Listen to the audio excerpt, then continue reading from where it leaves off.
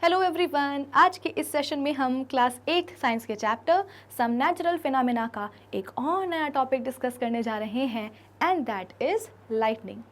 इस पूरे चैप्टर में हमें दो नेचुरल फिनोमेना पढ़ने हैं। कौन कौन से? Lightning and earthquakes. तो अभी तक हमने इस चैप्टर में कई सारे टॉपिक्स डिस्कस कर लिए हैं, जैसे कि चार्जेस क्या होते हैं, टाइप्स ऑफ चार्जेस, चार्जेस में आपस में इंटरेक्शन कैसे होता है, चार्ज्ड ऑब्जेक्ट्स, अनचार्ज्ड ऑब्जेक्ट्स, अगर एक अनचार्ज्ड ऑब्जेक्ट है तो उसके ऊपर हम चार्जेस कैसे डेवलप करवाएं। तो इन सभी टॉपिक्स को हम एकदम डिटेल में डिस्कस कर चुके हैं। लेकिन क्या आपको पता है कि हमने ये वाले टॉपिक्स क्यों पढ़े हैं? क्योंकि अल्टीमेटली हमें समझना है लाइटनिंग की प्रोसेस को। तो लाइटनिंग की प्रोसेस को समझने के लिए, एकदम प्रॉपर्ली समझने के लिए, अभी तक हमने जितने भी टॉपिक्स पढ़े हैं ना, उनको पढ़ना ज़रूरी था। यानी कि लाइटनिंग की प्रोसेस को समझने के लिए हमारी जो तैयारी है ना, वो तो पूरी हो चुकी है। तो एक काम करते हैं ना, अब लाइटनिंग की प्रोसेस को समझना शुरू कर देते हैं। तो आज के इस सेशन में हम अपने चैप्टर का एक मेजर टॉपिक डिस्कस करने वाले हैं एंड दैट इज़ लाइटनिंग। आज के इस सेशन में हम समझेंगे कि भाई आसमान में बिजली क्यों चमकती है, क्यों ये बिजली अर्थ पे आकर के किसी पेड़ पे गिरती है, किसी बिल्डिंग पे गिरती है, या कभी कभी तो इंसानों पर भी गिर जाती है। तो इन सभी पॉइंट्स के ऊपर आज के सेशन में हम चर्चा करने वाले हैं, डिस्कशन करने वाले हैं। सो आई होप आज के सेशन का जो टारगेट है वो सभी को है एकदम क्लियर कि आज के इस सेशन में हम एग्जैक्टली करने क्या वाले हैं। आज हम बात करेंगे लाइटनिंग टॉपिक के ऊपर। तो एक काम करते हैं ना, जल्दी से आज के सेशन को हम स्टार्ट कर लेते हैं। So this is Vibhuti Khare, welcome to Magnet Brains, जहाँ पे आपको सभी चैप्टर्स के वीडियो लेक्चर्स मिलते हैं बिल्कुल फ्री ऑफ कॉस्ट। यानी कि मैग्नेट ब्रेन्स में आपको 2 चैप्टर्स पढ़ने के बाद किसी भी तरह का पेमेंट करने की या पैकेज परचेज करने की रिक्वायरमेंट बिल्कुल भी नहीं है, क्योंकि मैग्नेट ब्रेन्स आप सब तक पहुँचा रहा है क्वालिटी एजुकेशन बिल्कुल फ्री ऑफ कॉस्ट। तो इसी अच्छी बात से हम स्टार्ट कर लेते हैं आज का हमारा ये सेशन, जहाँ पे हम बात करेंगे लाइटनिंग टॉपिक के ऊपर।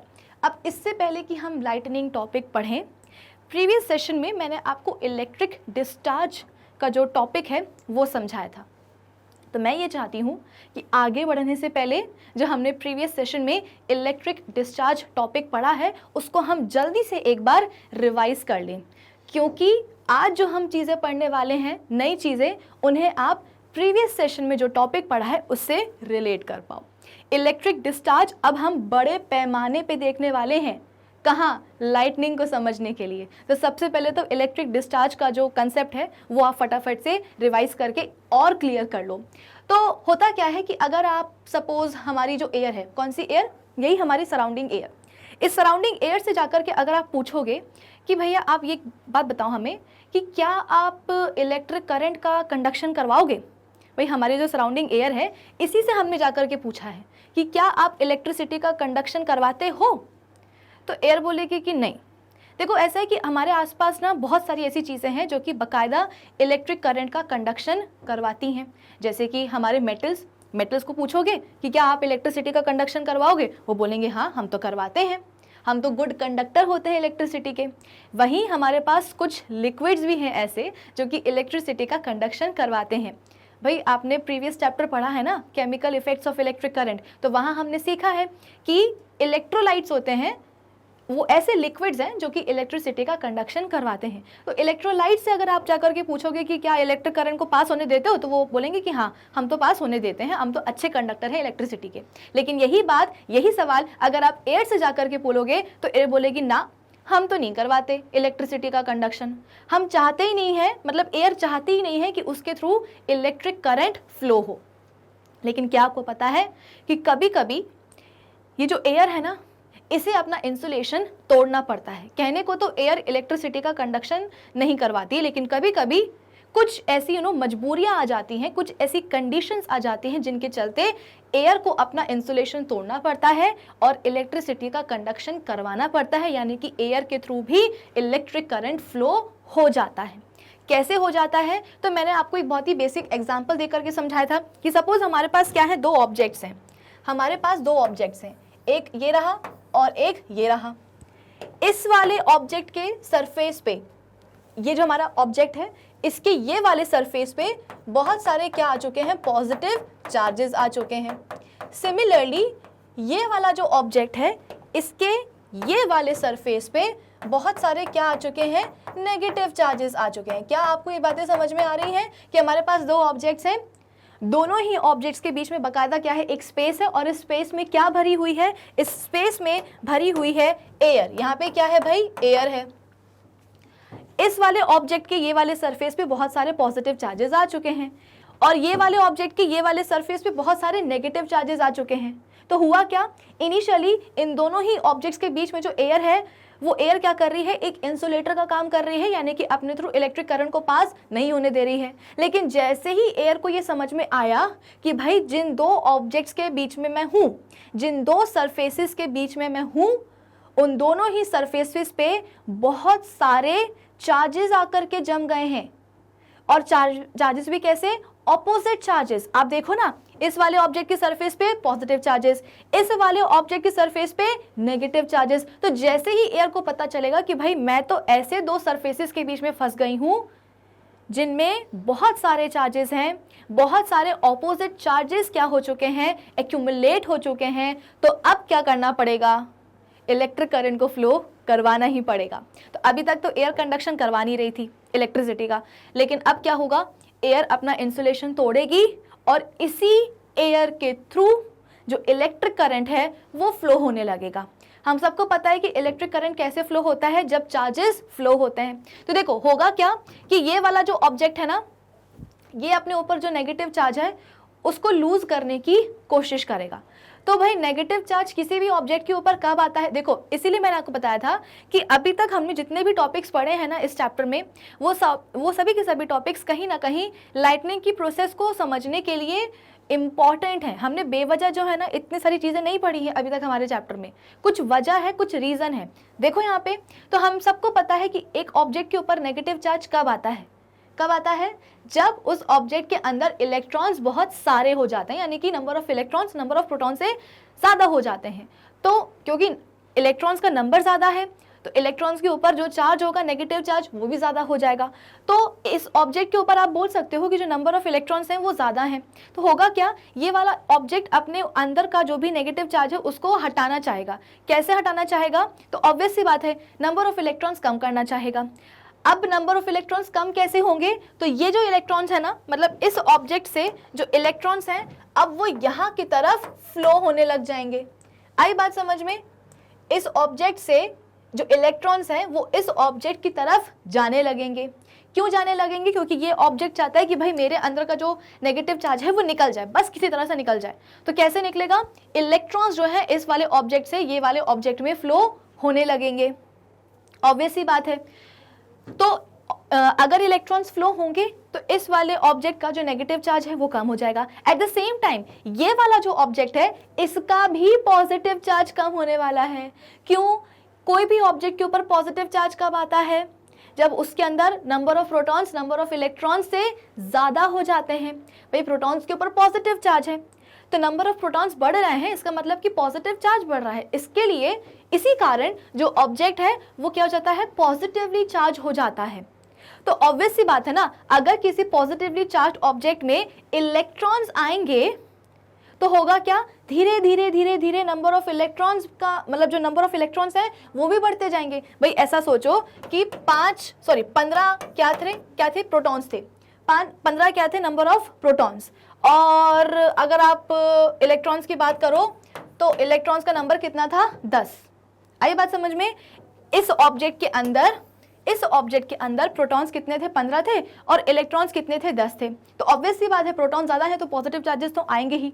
किसके ऊपर, इस वाले ऑब्जेक्ट के ऊपर। अब क्या हुआ, इस वाले ऑब्जेक्ट से इलेक्ट्रॉन्स आने लग गए तो धीरे धीरे क्या होगा, इलेक्ट्रॉन्स का जो नंबर है वो बढ़ता जाएगा, 11, 12, 13, 14, 15। तो जब 15 इलेक्ट्रॉन्स का नंबर पहुंच जाएगा तब आप बोल सकते हो कि पॉजिटिव चार्ज और नेगेटिव चार्ज क्या हो जाएगा, बराबर बराबर हो जाएगा, क्योंकि नंबर ऑफ प्रोटॉन्स भी 15 थे और क्योंकि इस वाले ऑब्जेक्ट से इलेक्ट्रॉन्स आ रहे हैं तो अब नंबर ऑफ इलेक्ट्रॉन्स भी कितने हो जाएंगे, 15। तो 15 पॉजिटिव, आप बोल सकते हो कि 15 क्या हो जाएंगे प्रोटॉन्स और 15 क्या हो जाएंगे इलेक्ट्रॉन्स, यानी कि पॉजिटिव और नेगेटिव चार्जेस क्या हो जाएंगे, बैलेंस हो जाएंगे। तो यहाँ पे भी इस ऑब्जेक्ट का जो पॉजिटिव चार्ज है वो क्या हो रहा है, कम हो रहा है, और इस वाले ऑब्जेक्ट का जो नेगेटिव चार्ज है वो भी कैसा हो रहा है, कम हो रहा है। आ रही है ना इतनी बात समझ में। कि ये वाला ऑब्जेक्ट अपने नेगेटिव चार्जेस को कम करना चाहता है, कैसे करेगा? इलेक्ट्रॉन्स निकालेगा। अब ये जो इलेक्ट्रॉन्स बाहर निकल रहे हैं कहाँ जाएंगे? इस वाले ऑब्जेक्ट में जाएंगे। जब इस वाले ऑब्जेक्ट में जाएंगे तो इस वाले ऑब्जेक्ट का भी जो पॉजिटिव चार्ज है वो कम हो जाएगा। आई बात समझ में?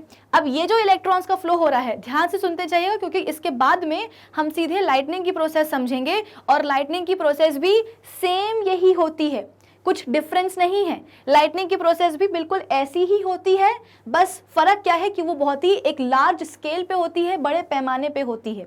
तो जो मैं चीज़ें आपको समझा रही हूँ अभी, ये मत समझिएगा कि मैम बस जो है ना इलेक्ट्रिक डिस्चार्ज समझा रही हैं, जो कि उन्हें प्रीवियस सेशन में समझाया था। बात तो सही है, लेकिन यही चीज़ आपको इस सेशन में भी पढ़नी है, लाइटनिंग टॉपिक के अंदर भी आपको सेम चीज़ पढ़नी है। बस वो आप बोल सकते हो कि वो चीज़ क्या होगी? एक बड़े पैमाने पर होगी, लार्ज स्केल पे होगी। आई बात समझ में? तो यहाँ पे हुआ क्या, ये जो इलेक्ट्रॉन्स का फ्लो हो रहा है, इलेक्ट्रॉन्स जो एक ऑब्जेक्ट से निकल करके दूसरे ऑब्जेक्ट में जा रहे हैं, ये जा कैसे रहे हैं? भाई हर चीज़ को ट्रैवल करने के लिए एक मीडियम चाहिए है कि नहीं चाहिए है? अगर इलेक्ट्रॉन्स इस वाले ऑब्जेक्ट से निकल करके ये वाले ऑब्जेक्ट में जा रहे हैं तो किसी जरिए के थ्रू उनकी ट्रैवलिंग हो रही होगी। क्या मीडियम है? तो मीडियम होगा और कोई नहीं, हमारी प्यारी एयर। तो एयर के थ्रू क्या हो रहे हैं? इलेक्ट्रॉन्स इस वाले ऑब्जेक्ट से निकल करके ये वाले ऑब्जेक्ट में जा रहे हैं, यानी कि एयर एक मीडियम है जिसके थ्रू इलेक्ट्रॉन्स क्या हो रहे हैं? ट्रांसफर हो रहे हैं एक ऑब्जेक्ट से दूसरे ऑब्जेक्ट में। यानी कि अब एयर क्या कर रही है? एयर आप बोल सकते हो कि इलेक्ट्रिक करंट का फ्लो अपने थ्रू अलाउ कर रही है। इनिशियली एयर ने बोला था कि भाई हम तो क्या हैं, हम बहुत ही टफ हैं, हम इलेक्ट्रिक करंट का जो पैसेज है वो अपने थ्रू अलाउ करते ही नहीं है। लेकिन यहाँ क्या हुआ है? एयर मजबूर हो गई है कि भाई मैं जिन दो सरफेसेस के बीच में हूँ, उन सरफेसेस के ऊपर बहुत सारे, बहुत ही आप बोल सकते हो कि लार्ज अमाउंट में अपोजिट चार्जेस आकर के इकट्ठा हो चुके हैं, एक्यूमुलेट हो चुके हैं। तो अब मुझे इलेक्ट्रिक करंट का फ्लो अलाउ करना पड़ेगा। कैसे? तो एक ऑब्जेक्ट से इलेक्ट्रॉन्स निकले और दूसरे ऑब्जेक्ट में गए। कैसे गए? तो एयर के थ्रू गए। तो एयर में क्या हो रहा है? एयर में इलेक्ट्रॉन्स फ्लो हो रहे हैं। एयर में इलेक्ट्रॉन्स फ्लो हो रहे हैं। तो इलेक्ट्रॉन्स के फ्लो अगर हो रहा है, भाई इलेक्ट्रॉन्स का अगर फ्लो हो रहा है, इसका मतलब क्या? कि करंट फ्लो हो रहा है। आई बात समझ में? इधर से जो मतलब इस वाले ऑब्जेक्ट से जो इलेक्ट्रॉन्स निकल करके यहाँ जा रहे हैं, कैसे जा रहे हैं? एयर मीडियम के थ्रू। तो एयर में इलेक्ट्रॉन्स फ्लो हो रहे हैं और बहुत सारे इलेक्ट्रॉन्स फ्लो हो रहे हैं। और अगर इलेक्ट्रॉन्स फ्लो होते हैं तो हम बोलते हैं कि भाई इलेक्ट्रिक करंट फ्लो हो रहा है। तो अब हमारी एयर में क्या हो रहा है? इलेक्ट्रिक करंट फ्लो हो रहा है। अब हम सबको पता है कि जो इलेक्ट्रिक करंट है, ठीक है ना, वो आप बोल सकते हो कि एक एनर्जी है, इलेक्ट्रिक एनर्जी है, और ये एनर्जी काफ़ी ज़्यादा होती है। तो हमने ऑलरेडी इलेक्ट्रिक करंट का हीटिंग इफेक्ट देखा है। हमने देखा है ना कि किस तरीके से बल्ब के दो फिलामेंट्स होते हैं वो ग्लो करते हैं, तभी बल्ब से रोशनी आती है। क्यों? क्योंकि जब उन दो फिलामेंट्स में इलेक्ट्रिक करंट जाता है तो इलेक्ट्रिक करंट के कारण एक हीट प्रोड्यूस होती है। उसी हीट को बल्ब के दोनों फिलामेंट्स अब्जॉर्ब करते हैं और अब्जॉर्ब करने के बाद में ग्लो करने लगते हैं, जिससे कि बल्ब से रोशनी आती है, लाइट आती है। तो इलेक्ट्रिक करंट का ऑलरेडी हमने क्या देखा हुआ है? हीटिंग इफेक्ट देखा हुआ है। तो ये इलेक्ट्रिक करंट का हीटिंग इफेक्ट क्यों होता है, देखने को क्यों मिलता है? क्योंकि इलेक्ट्रिक करंट क्या है? एक इलेक्ट्रिक एनर्जी है। तो इस इलेक्ट्रिक एनर्जी के कारण जो एयर है वो गर्म हो जाएगी, और गर्म होने के कारण ग्लो करेगी, और ग्लो करने के कारण आपको एक ऐसी फ्लैश ऑफ लाइट दिखाई देगी, और इस फ्लैश ऑफ लाइट को ही हम क्या बोलते हैं? लाइटनिंग बोलते हैं। आई बात समझ में? या आप इसको स्पार्क भी बोल सकते हो। लाइटनिंग अभी छोड़ो, इसको आप क्या बोलोगे? स्पार्क बोलोगे। प्रीवियस सेशन में मैंने आपको बताया था इलेक्ट्रिक डिस्चार्ज क्या होता है? जब एयर के थ्रू इलेक्ट्रॉन्स फ्लो होते हैं, एयर के थ्रू जब चार्जेस फ्लो हो, एयर के थ्रू जब इलेक्ट्रॉन्स फ्लो हो, तो उसे हम बोलते हैं इलेक्ट्रिक डिस्चार्ज। या आप ये भी बोल सकते हो, भाई देखो सीधी सी बात है, अपने दिमाग में चीज बिठा लो, इलेक्ट्रॉन्स फ्लो होंगे तो इलेक्ट्रिक करंट फ्लो होगा। इलेक्ट्रॉन्स के फ्लो को ही हम क्या बोलते हैं? इलेक्ट्रिक करंट का फ्लो बोलते हैं। तो अगर एयर के थ्रू इलेक्ट्रॉन्स फ्लो हो रहे हैं, इसका मतलब क्या? कि एयर के थ्रू इलेक्ट्रिक करंट फ्लो हो रहा है। एयर में इलेक्ट्रिसिटी आप बोल सकते हो कि उसका कंडक्शन हो रहा है, इसका मतलब वहां पे क्या होगा? इलेक्ट्रिक डिस्चार्ज होगा।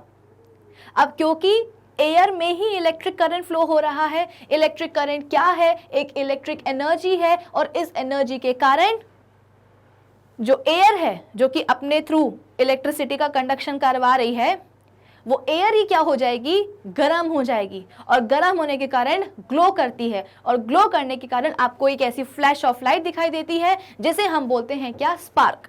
तो आपको क्या इलेक्ट्रिक डिस्चार्ज समझ में आया?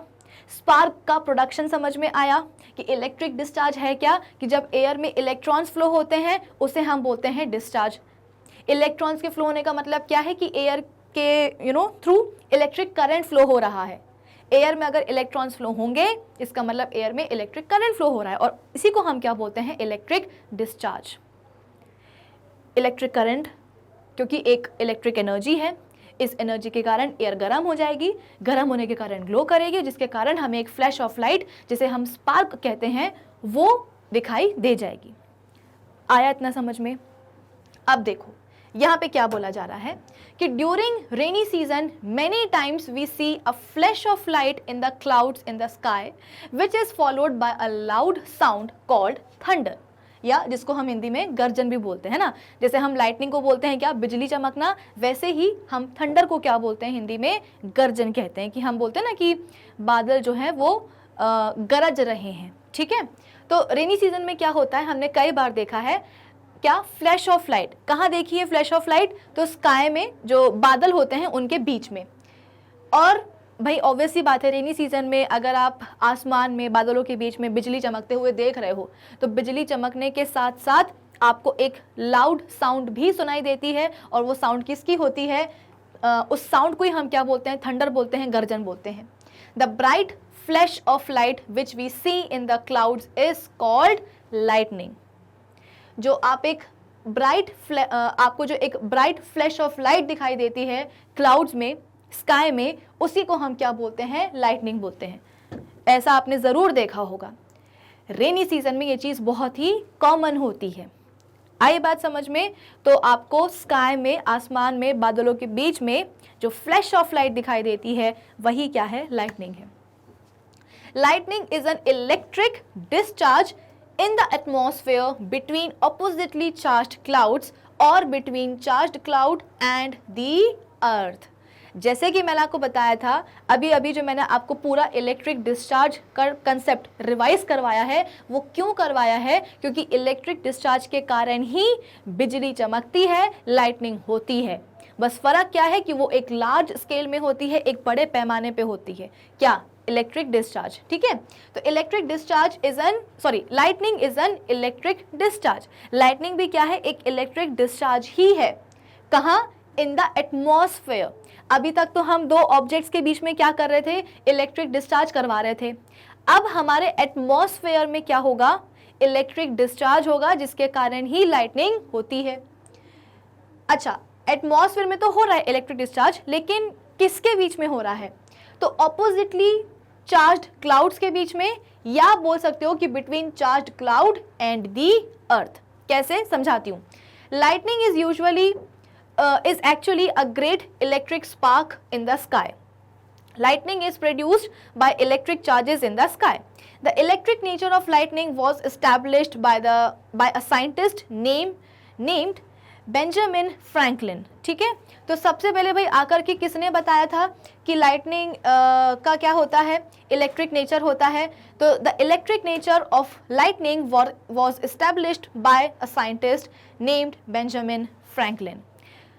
अब ये हुआ कैसे था वो समझो। होता क्या है कि हमारे अर्थ के सरफेस पे पानी होता है। भाई हमारे अर्थ के सरफेस पे नदी है, तालाब है, ओशंस हैं, समुद्र है, इन सब में क्या होता है? पानी भरा होता है। ठीक है, तो होता क्या है कि जब सन की सनलाइट पड़ती है इन सभी वाटर बॉडीज़ के ऊपर, तो इन वाटर बॉडीज़ में जो भी पानी होता है वो सन की सनलाइट के कारण, गर्मी के कारण जो है इवेपोरेट होने लगता है। पानी के इवेपोरेट होने का मतलब क्या है कि पानी जो कि अभी अपने लिक्विड स्टेट में है, इसी पानी की क्या बनने लगती हैं? वेपर्स बनने लगती हैं। ठीक है, तो ये जो पूरी प्रोसेस हुई है पानी की, वो क्या हो रहा है? पानी जो है वो अपने वेपर्स में कन्वर्ट हो रहा है। तो इसे हम क्या बोलते हैं? इवेपोरेशन बोलते हैं। यानी कि पानी की क्या बन रही है? भाप बन रही है। पानी अपने लिक्विड स्टेट में होता है, और पानी जब अपने गैसियस स्टेट में आता है तो उस गैसियस स्टेट को हम क्या बोलते हैं, वाटर वेपर्स बोलते हैं। तो पानी का जो वाटर वेपर्स में कन्वर्जन है, इसी को हम क्या बोलते हैं, इवेपोरेशन बोलते हैं। तो जब भी सनलाइट वाटर बॉडीज के पानी के ऊपर पड़ती है, जो पानी है वो गर्मी के कारण इवेपोरेट हो जाता है, यानी कि अपनी वाटर वेपर्स में कन्वर्ट हो जाता है। यानी कि अब जो एटमॉस्फेयर है उसमें क्या आ चुकी हैं, वाटर वेपर्स आ चुकी हैं।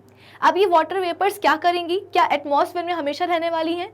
नहीं, ये वाटर वेपर्स, क्योंकि देखो हवा चलती है, तो हवा चलने से क्या होता है, हवा जो है नीचे से ऊपर की तरफ आती है। कहाँ, क्या समझा रही हूँ मैं आपको, इसके लिए थोड़ी सी जगह चाहिए, रुको, जगह मिल जाए, जगह मिल जाए, चलो ठीक है, यहाँ देख लो।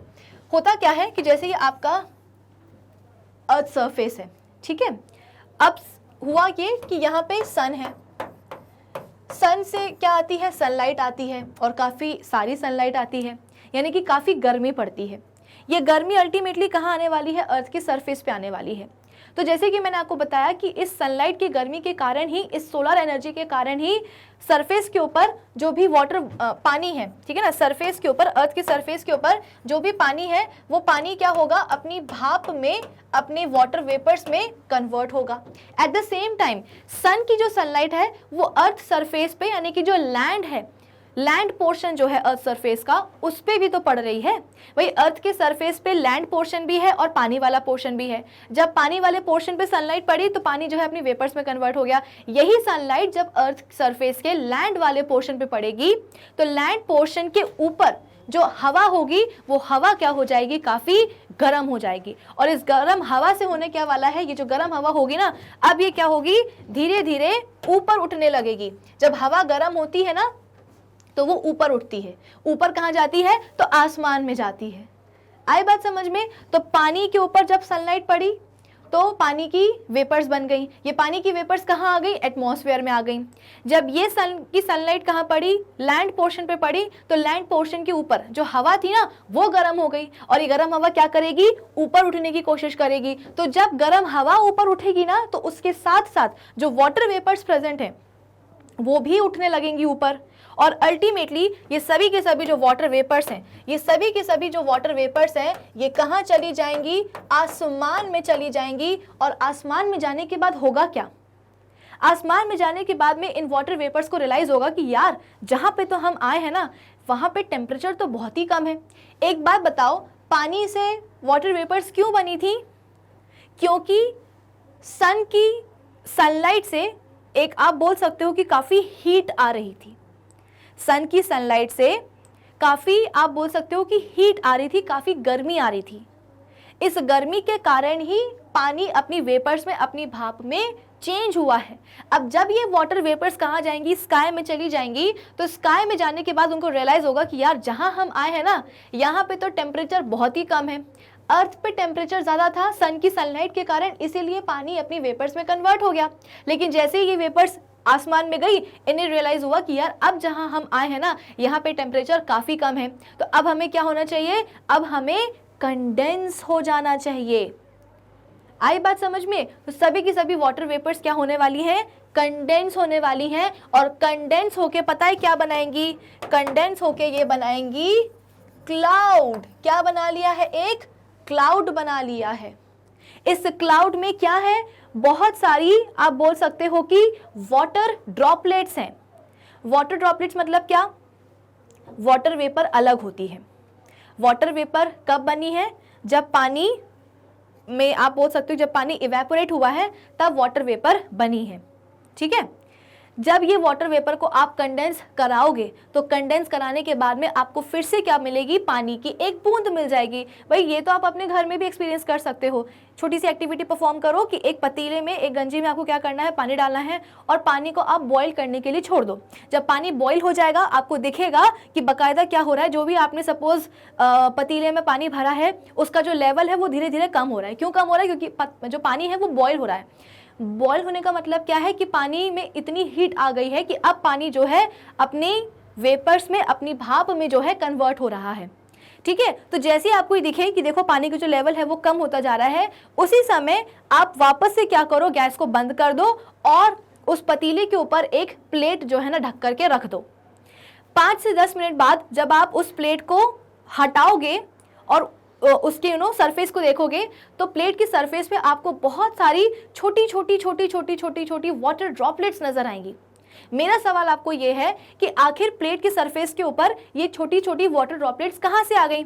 पानी तो गंजी में था ना, पानी तो पतीली में था, लेकिन जिस प्लेट से हमने ढका था पतीली को, उस प्लेट के ऊपर वाटर ड्रॉपलेट्स क्यों आई? क्योंकि जब हुआ ये कि जब आप पानी को बॉईल कर रहे थे तो पानी की क्या बन रही थी? वेपर्स बन रही थी। जब आपने प्लेट से ढका उस पतीली को तो जितनी भी वेपर्स थी ना वो कहाँ आ गई हैं? वाटर वेपर्स प्लेट के ऊपर आ गई हैं। आई बात समझ में? प्लेट के ऊपर क्या आ गई हैं? वाटर की वेपर्स आ गई हैं। अब जैसे ही वाटर वेपर्स को पता चलेगा कि यार जिस प्लेट के ऊपर हम हैं इस प्लेट का तो टेम्परेचर जो है वो काफ़ी कम है, तो एक काम करते हैं ना, सभी की सभी वेपर्स क्या हो जाती हैं? कंडेंस हो जाती हैं, और कंडेंस होने के बाद में दोबारा से पानी बनाती है। पानी कैसे? तो वाटर ड्रॉपलेट्स के फॉर्म में। तो इसीलिए आपको प्लेट के ऊपर बहुत सारी क्या दिखती हैं? वाटर ड्रॉपलेट्स दिखाई देती हैं। क्यों? क्योंकि जो पानी की भाप है, जो वाटर वेपर्स है, वही कंडेंस हो गई हैं किसमें? दोबारा से लिक्विड में, पानी में, यानी कि वाटर ड्रॉपलेट्स में। तो एग्जैक्टली यहाँ पे भी यही होने वाला है कि जो भी पानी की वेपर्स ऊपर गई थी स्काई में जाने के बाद उनको रियलाइज हुआ कि यार यहाँ पे तो टेम्परेचर काफी कम है, कंडेंस हो जाते हैं, और कंडेंस होने के कारण क्या बन जाते हैं? यहाँ पे वाटर ड्रॉपलेट्स बन जाती हैं, और यही वाटर ड्रॉपलेट्स मिलकर क्या करते हैं? एक क्लाउड बना देते हैं। कुछ किताबों में आपको ये भी जो है ना लिखा हुआ दिखाई देगा कि इन क्लाउड्स में क्या होते हैं? आइस होते हैं। ये बर्फ क्यों बन रही है? क्योंकि अल्टीमेटली देखो, वाटर वेपर्स से ही वाटर ड्रॉपलेट्स बनेंगी, और अगर और टेम्परेचर कम हो गया स्काई में तो यही वाटर ड्रॉपलेट्स फ्रीज होकर के बर्फ बना लेंगी। भाई पानी को जब आप टेम्परेचर उसका कम करते हो तभी तो वो फ्रीज होकर के बर्फ जमती है ना उससे। तो यहाँ पे भी यही हुआ है कि जो भी वाटर वेपर्स ऊपर गई स्काई में, उनको रियलाइज हुआ कि यहाँ पे टेम्परेचर काफी कम है, चलो दोबारा से हम कंडेंस होकर के लिक्विड बना देते हैं, यानी कि वाटर ड्रॉपलेट्स बना लेते हैं। और अगर स्काई में टेम्परेचर और कम हुआ तो यही वाटर ड्रॉपलेट्स फर्दर फ्रीज होकर के क्या बना लेंगी? पानी, आप बोल सकते हो कि बर्फ बना लेंगी। ठीक है, तो यहाँ पे क्या बन चुके हैं? बारिश वाले बादल बन चुके हैं, यहाँ पे क्लाउड्स बन चुके हैं, और इन क्लाउड्स में बहुत सारी क्या है? वाटर ड्रॉपलेट्स हैं। आई बात समझ में? तो एक बादल कैसे बना है वाटर ड्रॉपलेट से, वो मैंने आपको समझाया। अब क्या हुआ? हवा चली। ठीक है ना? अगर यहाँ पे मैं और थोड़े वाटर ड्रॉपलेट्स बना दूं कुछ इस तरीके से, तो इस बादल में क्या है? इस बारिश वाले बादल में बहुत सारे वाटर ड्रॉपलेट्स हैं। अब क्या हुआ? हवा चली। हवा चली, इस क्लाउड के थ्रू हवा चली, और काफी तेज हवा चली। इस तेज हवा से हुआ क्या? इस बादल में जितनी भी वाटर ड्रॉपलेट्स है ना, वो क्या करने लगी? आपस में टकराने लगी। भाई ऑब्वियस सी बात है ना, आप एक कंटेनर में क्या करो? बहुत सारी बॉल्स फिल कर लो, और फिर इसके बाद में अपने हाथ को जाकर के कुछ इस तरीके से मूव करवाओ कंटेनर में बॉल्स के थ्रू। तो क्या होगा? सभी की सभी जो बॉल्स हैं वो मोशन में आ जाएंगी, बॉल्स जो है वो आपस में टकराने लगेंगी। तो यहाँ पे भी ऐसे ही हो रहा है कि क्लाउड्स में अच्छी खासी वाटर ड्रॉपलेट्स थी, लेकिन क्योंकि क्लाउड में हवा चल गई, काफ़ी तेज़ी के साथ हवा चली, जिसके कारण क्लाउड में जितनी भी वाटर ड्रॉपलेट्स हैं वो आपस में टकराने लगी, यानी कि उनके बीच में रबिंग होने लगी। और इस रबिंग से होगा क्या? फ्रिक्शन बनेगा, और इस फ्रिक्शन से इन वाटर ड्रॉपलेट्स के ऊपर चार्जेस डेवलप होने वाले हैं। इसीलिए हमने इस चैप्टर में शुरुआत में ये पढ़ा है कि एक अनचार्ज्ड ऑब्जेक्ट के ऊपर चार्जेस कैसे डेवलप करवाए जाए, तो फ्रिक्शन के थ्रू, यानी कि रबिंग के थ्रू। हमारे पास अगर ये पेन है, पेन को हम क्या करते हैं? अपने बालों के ऊपर ऐसे ऐसे घसीटते हैं, रब करते हैं, तो क्या होता है? पेन के ऊपर चार्जेस डेवलप होते हैं कि नहीं होते हैं? इसे हम क्या बोलते हैं? रबिंग या फ्रिक्शन। तो सेम केस कहाँ होने वाला है? बादलों में भी होने वाला है, वाटर ड्रॉपलेट्स के बीच में। तो कंक्लूजन ये निकला है कि क्लाउड में जितनी भी वाटर ड्रॉपलेट्स हैं, सभी ड्रॉपलेट्स के ऊपर चार्जेस डेवलप होने वाले हैं। जब हवा फ्लो होगी क्लाउड के थ्रू, तो इस हवा के कारण सभी के सभी जो ड्रॉपलेट्स हैं वो आपस में टकराने लग जाएंगी। टकराने से क्या होगा? उनके बीच में फ्रिक्शन प्रोड्यूस होगा, और अल्टीमेटली इसी फ्रिक्शन के कारण ड्रॉपलेट्स के ऊपर चार्जेस डेवलप होने वाले हैं। दोनों तरह के चार्जेस डेवलप होंगे, पॉजिटिव भी और नेगेटिव भी। यानी कि कुछ ड्रॉपलेट्स ऐसी होंगी क्लाउड में जिनके ऊपर पॉजिटिव चार्जेस होंगे, वहीं कुछ ड्रॉपलेट्स ऐसी भी होंगी क्लाउड में जिनके ऊपर नेगेटिव चार्जेस डेवलप होंगे। अब होगा क्या, चलो इसको हम एक डायग्राम से समझते हैं।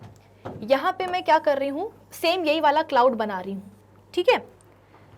अब हुआ क्या कि वो वाली वाटर ड्रॉपलेट्स जिनके ऊपर पॉजिटिव चार्जेस हैं, वो ड्रॉपलेट्स हल्की होंगी, जिसके कारण वो सभी के सभी ड्रॉपलेट्स क्लाउड में ऊपर की तरफ इकट्ठा होने लगेंगी।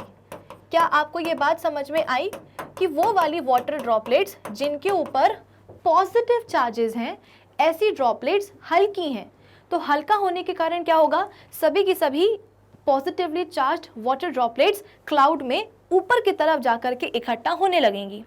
सिमिलरली वो वाली वाटर ड्रॉपलेट्स जिनके ऊपर नेगेटिव चार्जेस हैं, वो ड्रॉपलेट्स भारी होंगी, और भारी होने के कारण, हैवी होने के कारण वो सभी के सभी नेगेटिवली चार्ज्ड ड्रॉपलेट्स क्लाउड में नीचे की तरफ आकर के सेटल होने लगेंगी, यानी कि इकट्ठा होने लगेंगी। तो आपको एक क्लाउड में वाटर ड्रॉपलेट्स का, to be more specific charged water droplets का जो अरेंजमेंट है वो समझ में आया कि नहीं आया, कि पॉजिटिवली चार्ज्ड ड्रॉपलेट्स ऊपर की तरफ और नेगेटिवली चार्ज्ड ड्रॉपलेट्स नीचे की तरफ क्लाउड में इकट्ठा हो जाएंगी, जम जाएंगी। इतना समझ में आया। अब होगा क्या, इन दोनों ही टाइप के चार्जेस के बीच में, इन दोनों ही टाइप के जो ड्रॉपलेट्स हैं, इनके बीच में हवा है कि नहीं।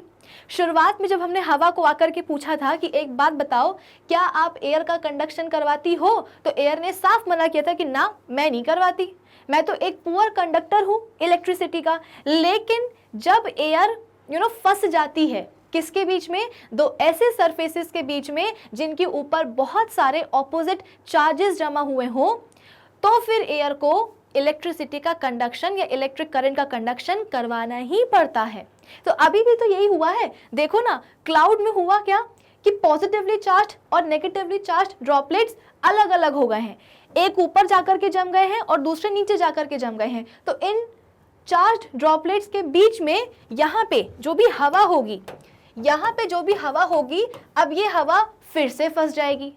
क्यों फंस जाएगी, क्योंकि अब एयर ऐसे दो सरफेसेस के बीच में है जहां पर बहुत सारे ऑपोजिट चार्जेस क्या हुए हैं, जमा हुए हैं, इकट्ठा हुए हैं। तो अब एयर की फिर से जो है ना मुसीबत आ जाएगी। क्यों, क्योंकि अब उसे फिर से क्या करना पड़ेगा, इलेक्ट्रिसिटी का कंडक्शन करवाना पड़ेगा।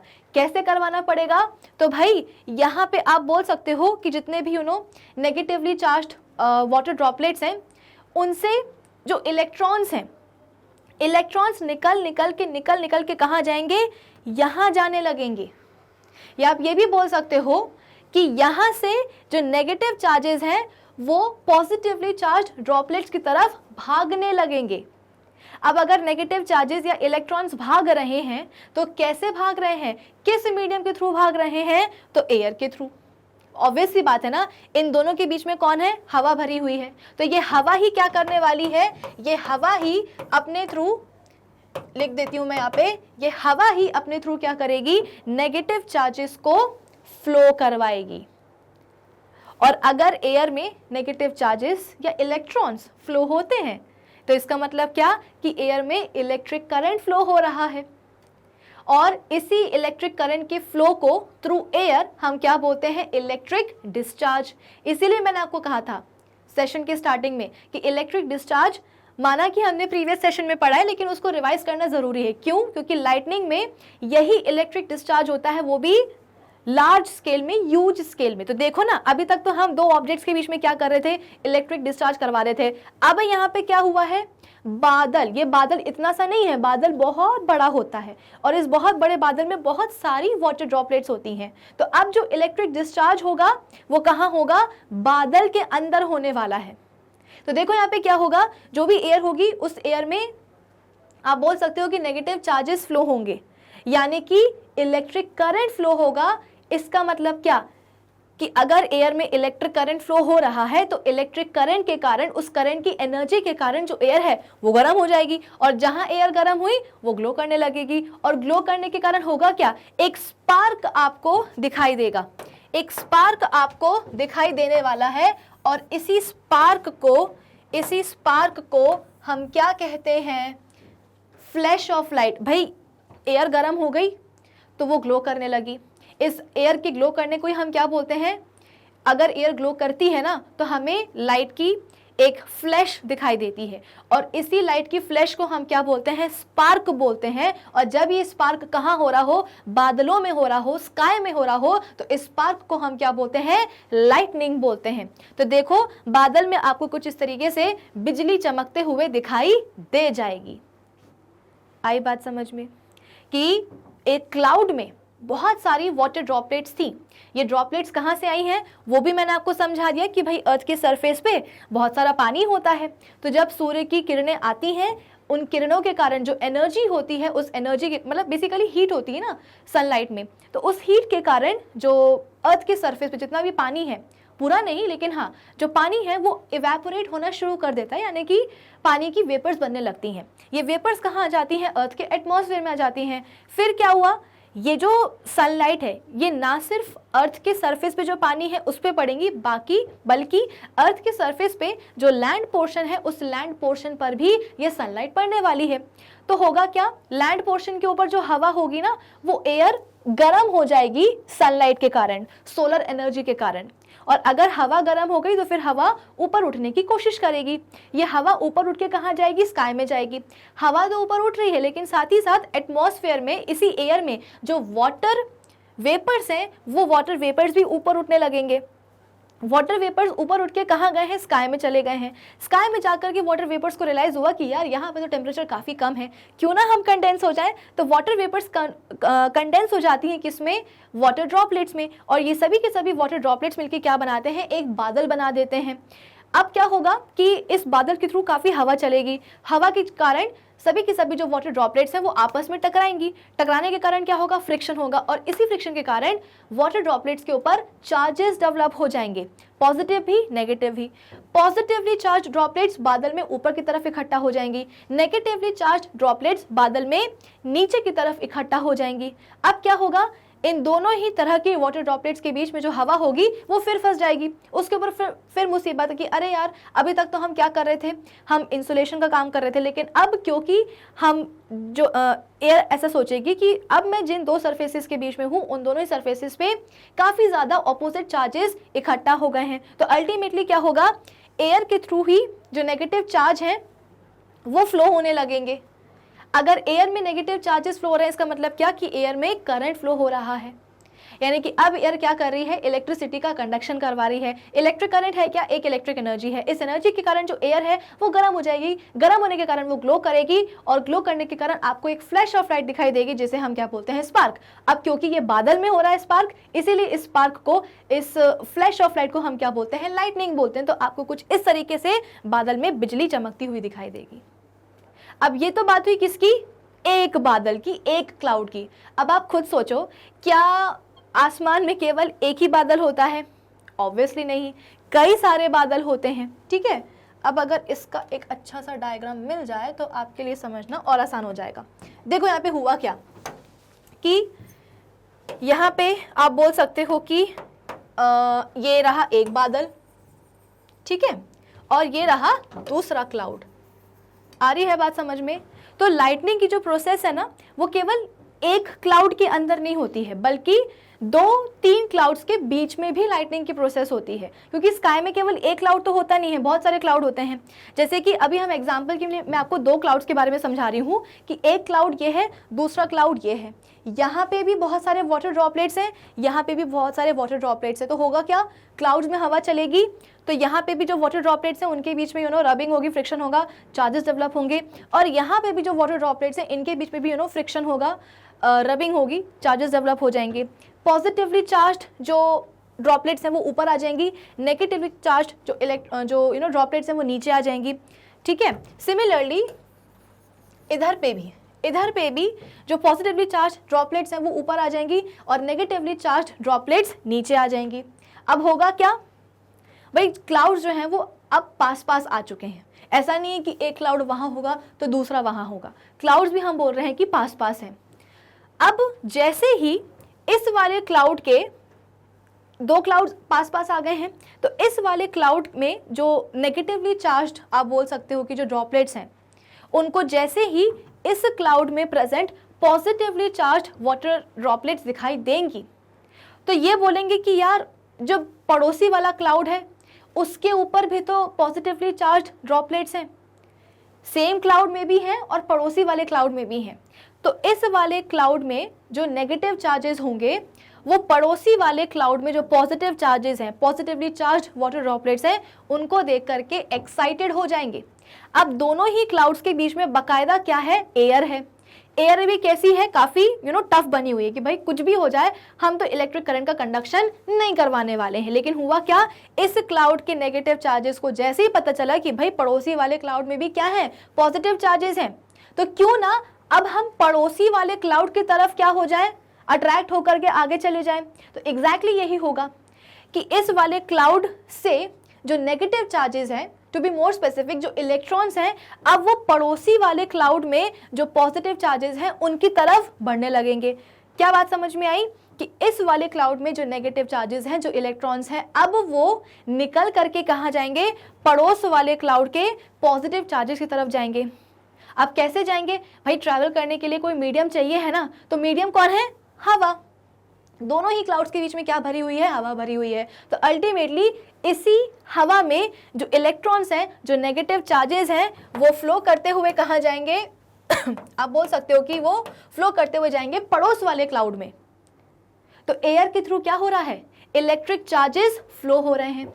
To be more specific, air के थ्रू नेगेटिव चार्जेस फ्लो हो रहे हैं, और जहां चार्जेस फ्लो हुए, जहां इलेक्ट्रॉन्स फ्लो हुए, वहां समझ लीजिए इलेक्ट्रिक करंट फ्लो होने लगा। यानी कि एयर में क्या हो रहा है, इलेक्ट्रिक करंट फ्लो हो रहा है। इस इलेक्ट्रिक करंट के कारण जो हवा होगी वो गर्म हो जाएगी, गर्म होने के कारण वो ग्लो करेगी। ग्लो जब करेगी एयर तो हमें एक फ्लैश ऑफ लाइट दिखाई देगी, और इसी फ्लैश ऑफ लाइट को हम क्या बोलते हैं, लाइटनिंग बोलते हैं। जब ये कहाँ होती है, बादलों में होती है, स्काई में होती है। तो अभी इसके प्रीवियस एग्जाम्पल में हमने सेम क्लाउड में बिजली कैसे चमकती है वो देखा था। अब हम देख रहे हैं कि क्लाउड टू क्लाउड लाइटनिंग की प्रोसेस कैसे होती है। अब हम देख रहे हैं कि दो बादलों के बीच में लाइटनिंग की प्रोसेस कैसे हो रही है। आई बात समझ में। तो क्योंकि दोनों ही क्लाउड्स के ऊपर पॉजिटिव चार्जेस भी हैं, नेगेटिव चार्जेस भी हैं, भाई ड्रॉपलेट्स तो दोनों ही के ही पास है ना, तो यहाँ पे भी पॉजिटिवली चार्ज्ड ड्रॉपलेट्स, यहाँ पे भी नेगेटिवली चार्ज्ड वाटर ड्रॉपलेट्स, और यहाँ पे भी। लेकिन जैसे ही इस क्लाउड को पता चलेगा कि यार, मतलब इस क्लाउड के जितने भी नेगेटिव चार्जेस हैं उनको पता चलेगा कि यार पड़ोसी के पास भी तो क्या है, पॉजिटिव चार्जेस हैं, चलो एक काम करते हैं, अट्रैक्ट होकर के पड़ोसी वाले क्लाउड में चले जाते हैं। तो चार्जेस जो हैं एयर के थ्रू ही फ्लो करते हुए कहाँ पहुँचेंगे, पड़ोस वाले क्लाउड में पहुंचेंगे। इलेक्ट्रॉन्स एयर के थ्रू ही ट्रैवल करके पड़ोस वाले क्लाउड में पहुंचेंगे, और जहां इलेक्ट्रॉन्स का फ्लो हुआ एयर में, वहां समझ लीजिए इलेक्ट्रिक करंट फ्लो होगा, और जहां एयर में इलेक्ट्रिक करंट फ्लो होगा, लाइटनिंग आपको दिख जाएगी, बिजली चमकते हुए आपको दिख जाएगी। इतना आया समझ में। तो अब तक हमने ये समझ लिया कि एग्जैक्टली लाइटनिंग की प्रोसेस कैसे होती है आसमान में, एक बादल के अंदर और बादलों के बीच में कैसे होती है, वो मैंने आपको समझा दिया है। अब ये बिजली अर्थ सरफेस पे कैसे आती है, क्यों ये बिजली आकर के कभी किसी पेड़ पे गिर रही है, किसी इंसान पे गिर रही है, किसी बिल्डिंग पे गिर रही है, एग्जैक्टली ऐसा क्यों होता है। तो अब इस सेशन में हमें ये पॉइंट समझना, आप बोल सकते हो कि बाकी है। लेकिन इसके पहले अभी तक हमने जो भी चीज़ें पढ़ी हैं उसके बारे में जो यहाँ पे चीज़ें लिखी गई हैं वो हम जल्दी से एक बार रीड कर लेते हैं। इसके बाद में हम इस पोर्शन को ख़त्म करके आगे प्रोसीड करेंगे कि a cloud is a visible mass of condensed water vapors floating in the atmosphere high above the ground. एक क्लाउड क्या होता है, बेसिकली एक विजिबल मास होता है कंडेंस्ड वाटर वेपर्स का। कंडेंस्ड वाटर वेपर्स का मतलब क्या है कि वाटर वेपर्स जो कि ठंडी हो चुकी है, कंडेंस हो चुकी हैं, और कंडेंस होने के बाद में हमको पता है कि वो क्या बनाएंगी, पानी की बूंदें ही बनाएंगी, वाटर ड्रॉपलेट्स ही बनाएंगी। तो कहाँ हो रहा है ये, floating in the atmosphere, atmosphere में वो फ्लोट करते हैं high above the ground, ground surface के काफ़ी ऊपर। A heavy dark rain cloud is called storm cloud. एक ऐसा बादल जो कि काफ़ी हैवी है। हैवी क्यों हो रहा है भाई, बादलों को बनाया किसने है, वाटर ड्रॉपलेट्स ने। अब जब वाटर ड्रॉपलेट्स, पानी की बूंदें क्या होंगी, बहुत ज़्यादा हो जाएंगी, तो जो क्लाउड है वो ऑब्वियस सी बात है कैसा हो जाएगा, काफ़ी हैवी हो जाएगा। तो एक हैवी, डार्क और रेन क्लाउड को हम क्या बोलते हैं, एक स्टॉर्म क्लाउड बोलते हैं। कुछ इस तरह का दिखता है वो, ठीक है।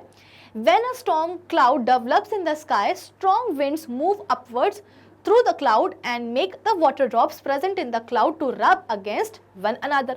हुआ क्या कि जब ऐसा आपने देखा होगा ना, आपने अपने किसी घर में बड़े को बोलते हुए सुना होगा कि बारिश होने वाली है। कैसे पता चलता है उनको बारिश होने वाली? क्योंकि आसमान में जो बादल है ना वो काफ़ी काले काले काफ़ी हैवी दिखाई देते हैं। ऐसा लगता है कि इन बादलों के अंदर काफ़ी सारा पानी भरा हुआ है। और अगर एक बार जाकर के हमने क्या करा, सुई जाके चिपो दी बादल में, तो पूरा का पूरा पानी नीचे गिराएगा, ठीक है। तो हुआ ऐसा ही कि जब जो बारिश वाले बादल होते हैं उन्हें हम स्टॉर्म क्लाउड कहते हैं। बारिश वाले बादलों को हम स्टॉर्म क्लाउड कहते हैं। तो जब आसमान में ऐसे बारिश वाले बादल यानी कि स्टॉर्म क्लाउड डेवलप होते हैं, तेज हवा चलती है कहाँ, ऊपर की तरफ क्लाउड में, क्लाउड के थ्रू, जिसके कारण जितनी भी वाटर ड्रॉपलेट्स प्रेजेंट हैं क्लाउड के अंदर, बारिश वाले बादल के अंदर, वो सभी क्या करने लगती है, एक दूसरे के अगेंस्ट रब करने लगती हैं। This rubbing together of water drops produces extremely large electric charges in the cloud due to friction. भाई रबिंग होगी ड्रॉपलेट्स के बीच में तो फ्रिक्शन लगेगा, फ्रिक्शन के कारण ही हम बोलेंगे कि क्या होंगे, extremely large electric charges develop हो जाएंगे। फिर the small water drops acquire a positive charge and being lighter move to the upper part of the cloud with rising wind। यानी कि क्लाउड आप बोल सकते हो कि ये क्या है, ये पूरा क्लाउड है, और आप बोल सकते हो कि अच्छा ये नहीं, ये पूरा का पूरा क्लाउड है। ये क्या है, ये पूरा का पूरा क्लाउड है। इस क्लाउड में बारिश वाला क्लाउड है, स्टॉर्म क्लाउड है। बहुत सारी इसमें क्या है, वाटर की ड्रॉपलेट्स हैं, यानी कि बहुत हैवी है ये क्लाउड। तो होगा क्या, जो हवा है वो ऐसे नीचे से ऊपर की तरफ बहेगी क्लाउड्स के थ्रू। क्लाउड में तो हवा बह रही, लेकिन कहाँ से कहाँ, नीचे से ऊपर की तरफ। तो होगा क्या, वाटर ड्रॉपलेट्स आपस में घिसेंगी, रब करेंगी, फ्रिक्शन लगेगा, और फ्रिक्शन के कारण इस क्लाउड में बहुत सारे extremely large electric charges develop होने वाले हैं। तो पानी की वो बूंदें जो कि छोटी हैं उनके ऊपर पॉजिटिव चार्जेस डेवलप हो जाएंगे, और वो क्योंकि पानी की बूंदें छोटी हैं तो वो क्लाउड में ऊपर की तरफ जा कर के इकट्ठा हो जाएंगे। जैसे कि कुछ ये है ना, देखो जितनी भी पॉजिटिवली चार्ज ड्रॉपलेट्स हैं, पानी की बूंदें हैं, वो क्लाउड में ऊपर की तरफ इकट्ठा हो चुकी हैं। Similarly on the other hand the large water drops जिनके पास नेगेटिव चार्ज आया है, क्योंकि वो हैवी हैं, तो वो क्लाउड में नीचे वाले पार्ट में सेटल हो जाएंगी। तो देखो ये क्लाउड है, नीचे की तरफ नेगेटिवली चार्ज ड्रॉपलेट्स हैं और ऊपर की तरफ पॉजिटिवली चार्ज ड्रॉपलेट्स हैं। फिर क्या होगा, in this way the top of the cloud becomes positively charge whereas the bottom of the cloud becomes negatively charge. Obvious सी बात है, क्लाउड का जो ऊपर वाला सरफेस होगा, क्योंकि पॉजिटिव वहाँ पे पानी की बूंदें हैं, इसीलिए वो क्या हो जाएगा, वो वाला साइड पॉजिटिवली चार्ज हो जाएगा। सिमिलरली जो ऑपोजिट साइड है उसमें बहुत सारी नेगेटिवली चार्ज ड्रॉपलेट्स हैं, तो वो साइड क्या हो जाएगा, नेगेटिवली चार्ज हो जाएगा। When the amount of opposite electric charges on the top and the bottom of a storm cloud becomes extremely large, then electric charges start flowing with high speed through the air between them. और जैसे ही आप बोल सकते हो कि storm cloud के top और बॉटम में बहुत सारे अमाउंट में अपोजिट इलेक्ट्रिक चार्जेस जम जाएंगे, तब क्या होगा, इलेक्ट्रिक चार्जेस अब हाई स्पीड के साथ फ्लो होना शुरू कर देंगे। किसके थ्रू, तो एयर बिटवीन देम, चार्जेस के बीच में ही क्लाउड में जो भी एयर है उसी एयर के थ्रू चार्जेस जो है फ्लो करने लग जाएंगे। ठीक है, देखो कुछ इस तरीके से चार्जेस जो हैं क्लाउड के अंदर क्या करने लगे हैं, फ्लो करने लगे हैं। कैसे, एयर के through. When the positive and the negative charges of a cloud meet, they produce an intense spark of electricity between the cloud in the sky। अब ऑब्वियस सी बात है, जब नेगेटिव और पॉजिटिव चार्जेस फ्लो करेंगे, negative charges flow करके कहाँ जा रहे हैं, पॉजिटिव चार्जेस की तरफ जा रहे हैं, तो ऑब्वियस सी बात है जा रहे हैं तो वो मिलेंगे भी। बेसिकली पॉजिटिव और नेगेटिव चार्जेस के मिलने का मतलब क्या है, अगर मैं बोल रही हूँ कि यहाँ से जो नेगेटिव चार्जेस हैं वो फ्लो करके कहाँ गए हैं, पॉजिटिव चार्जेस की तरफ गए हैं, इसका मतलब क्या कि negative charges ultimately positive charges से मिलने वाले हैं। मिलने का मतलब क्या है कि नेगेटिव चार्जेस फ्लो करके पहुंचे हैं पॉजिटिव चार्जेस की तरफ। फ्लो कैसे करे हैं, एयर के थ्रू करे हैं। तो इसका मतलब क्या कि एयर में चार्जेस फ्लो हुए हैं, और अगर एयर में चार्जेस फ्लो हुए हैं इसका मतलब क्या कि इलेक्ट्रिक करंट फ्लो हुआ है। तो when positive or negative charges of a cloud meet, they produce an intense spark of electricity between the cloud in the sky. ठीक है, we see the electric spark as a flash of lightning in the sky. जब charges मिलेंगे cloud में तो एक intense spark of electricity generate होगी. भाई charges मिल रहे हैं, एयर में चार्जेस फ्लो हो रहे हैं, मतलब एयर में इलेक्ट्रिक करंट फ्लो हो रहा है, और इसी एयर में इलेक्ट्रिक करंट के फ्लो के कारण एयर गर्म होगी, वो ग्लो करेगी और आपको एक इंटेंस स्पार्क ऑफ इलेक्ट्रिसिटी दिखाई देगी. इसी इलेक्ट्रिक स्पार्क को हम क्या बोलते हैं? लाइटनिंग बोलते हैं, फ्लैश ऑफ लाइटनिंग बोलते हैं इन द स्काई.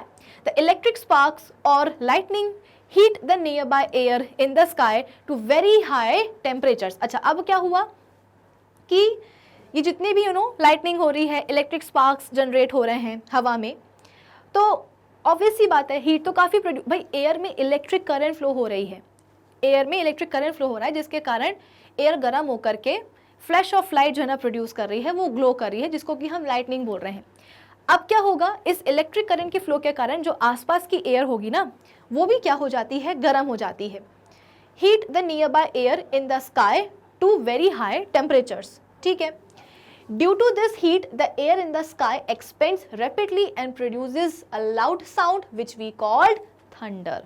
अब आपको ये बताया जा रहा है कि जो थंडर है, जो बादल जो गरजते हैं, बिजली चमकी, इसके बाद में बादलों के गरजने की आवाज़ आती है. तो ये गर्जन की आवाज़ क्यों आती? क्योंकि आसपास की भाई इलेक्ट्रिक करंट जब फ्लो होता है एयर में, तो इलेक्ट्रिक करंट के कारण जो आसपास की एयर है वो भी गर्म हो जाती है. गर्म होने के कारण जो एयर है वो क्या होती है? फैलती है, वो एक्सपेंड करती है. तो जब आसमान में एयर फैलेगी, एक्सपेंड करेगी, तो उसके फैलने से क्या होता है? एक बहुत ही तेज़ आवाज़ आती है जिसे हम क्या बोलते हैं? थंडर बोलते हैं. So lightning usually occurs within a cloud in the sky. It is called sheet lightning. वो वाली लाइटनिंग जो कि एक क्लाउड के अंदर ही हो रही है, तो उसे हम बोलते हैं sheet lightning. Sometimes however lightning also occurs between a cloud and the earth or tall objects of the earth and this is called fork lightning. यानी कि जब बादलों में हो रही है लाइटनिंग तो उसे हम बोलेंगे शीट लाइटनिंग. जब बादल और अर्थ में जो भी चीज़ें हैं जैसे कि टॉल ऑब्जेक्ट्स हैं, उनके बीच में जब लाइटनिंग हो रही है तो उसे हम क्या बोलते हैं? फोर्क लाइटनिंग बोलते हैं. चलिए नेक्स्ट पॉइंट क्या है कि storm clouds carry electric charges.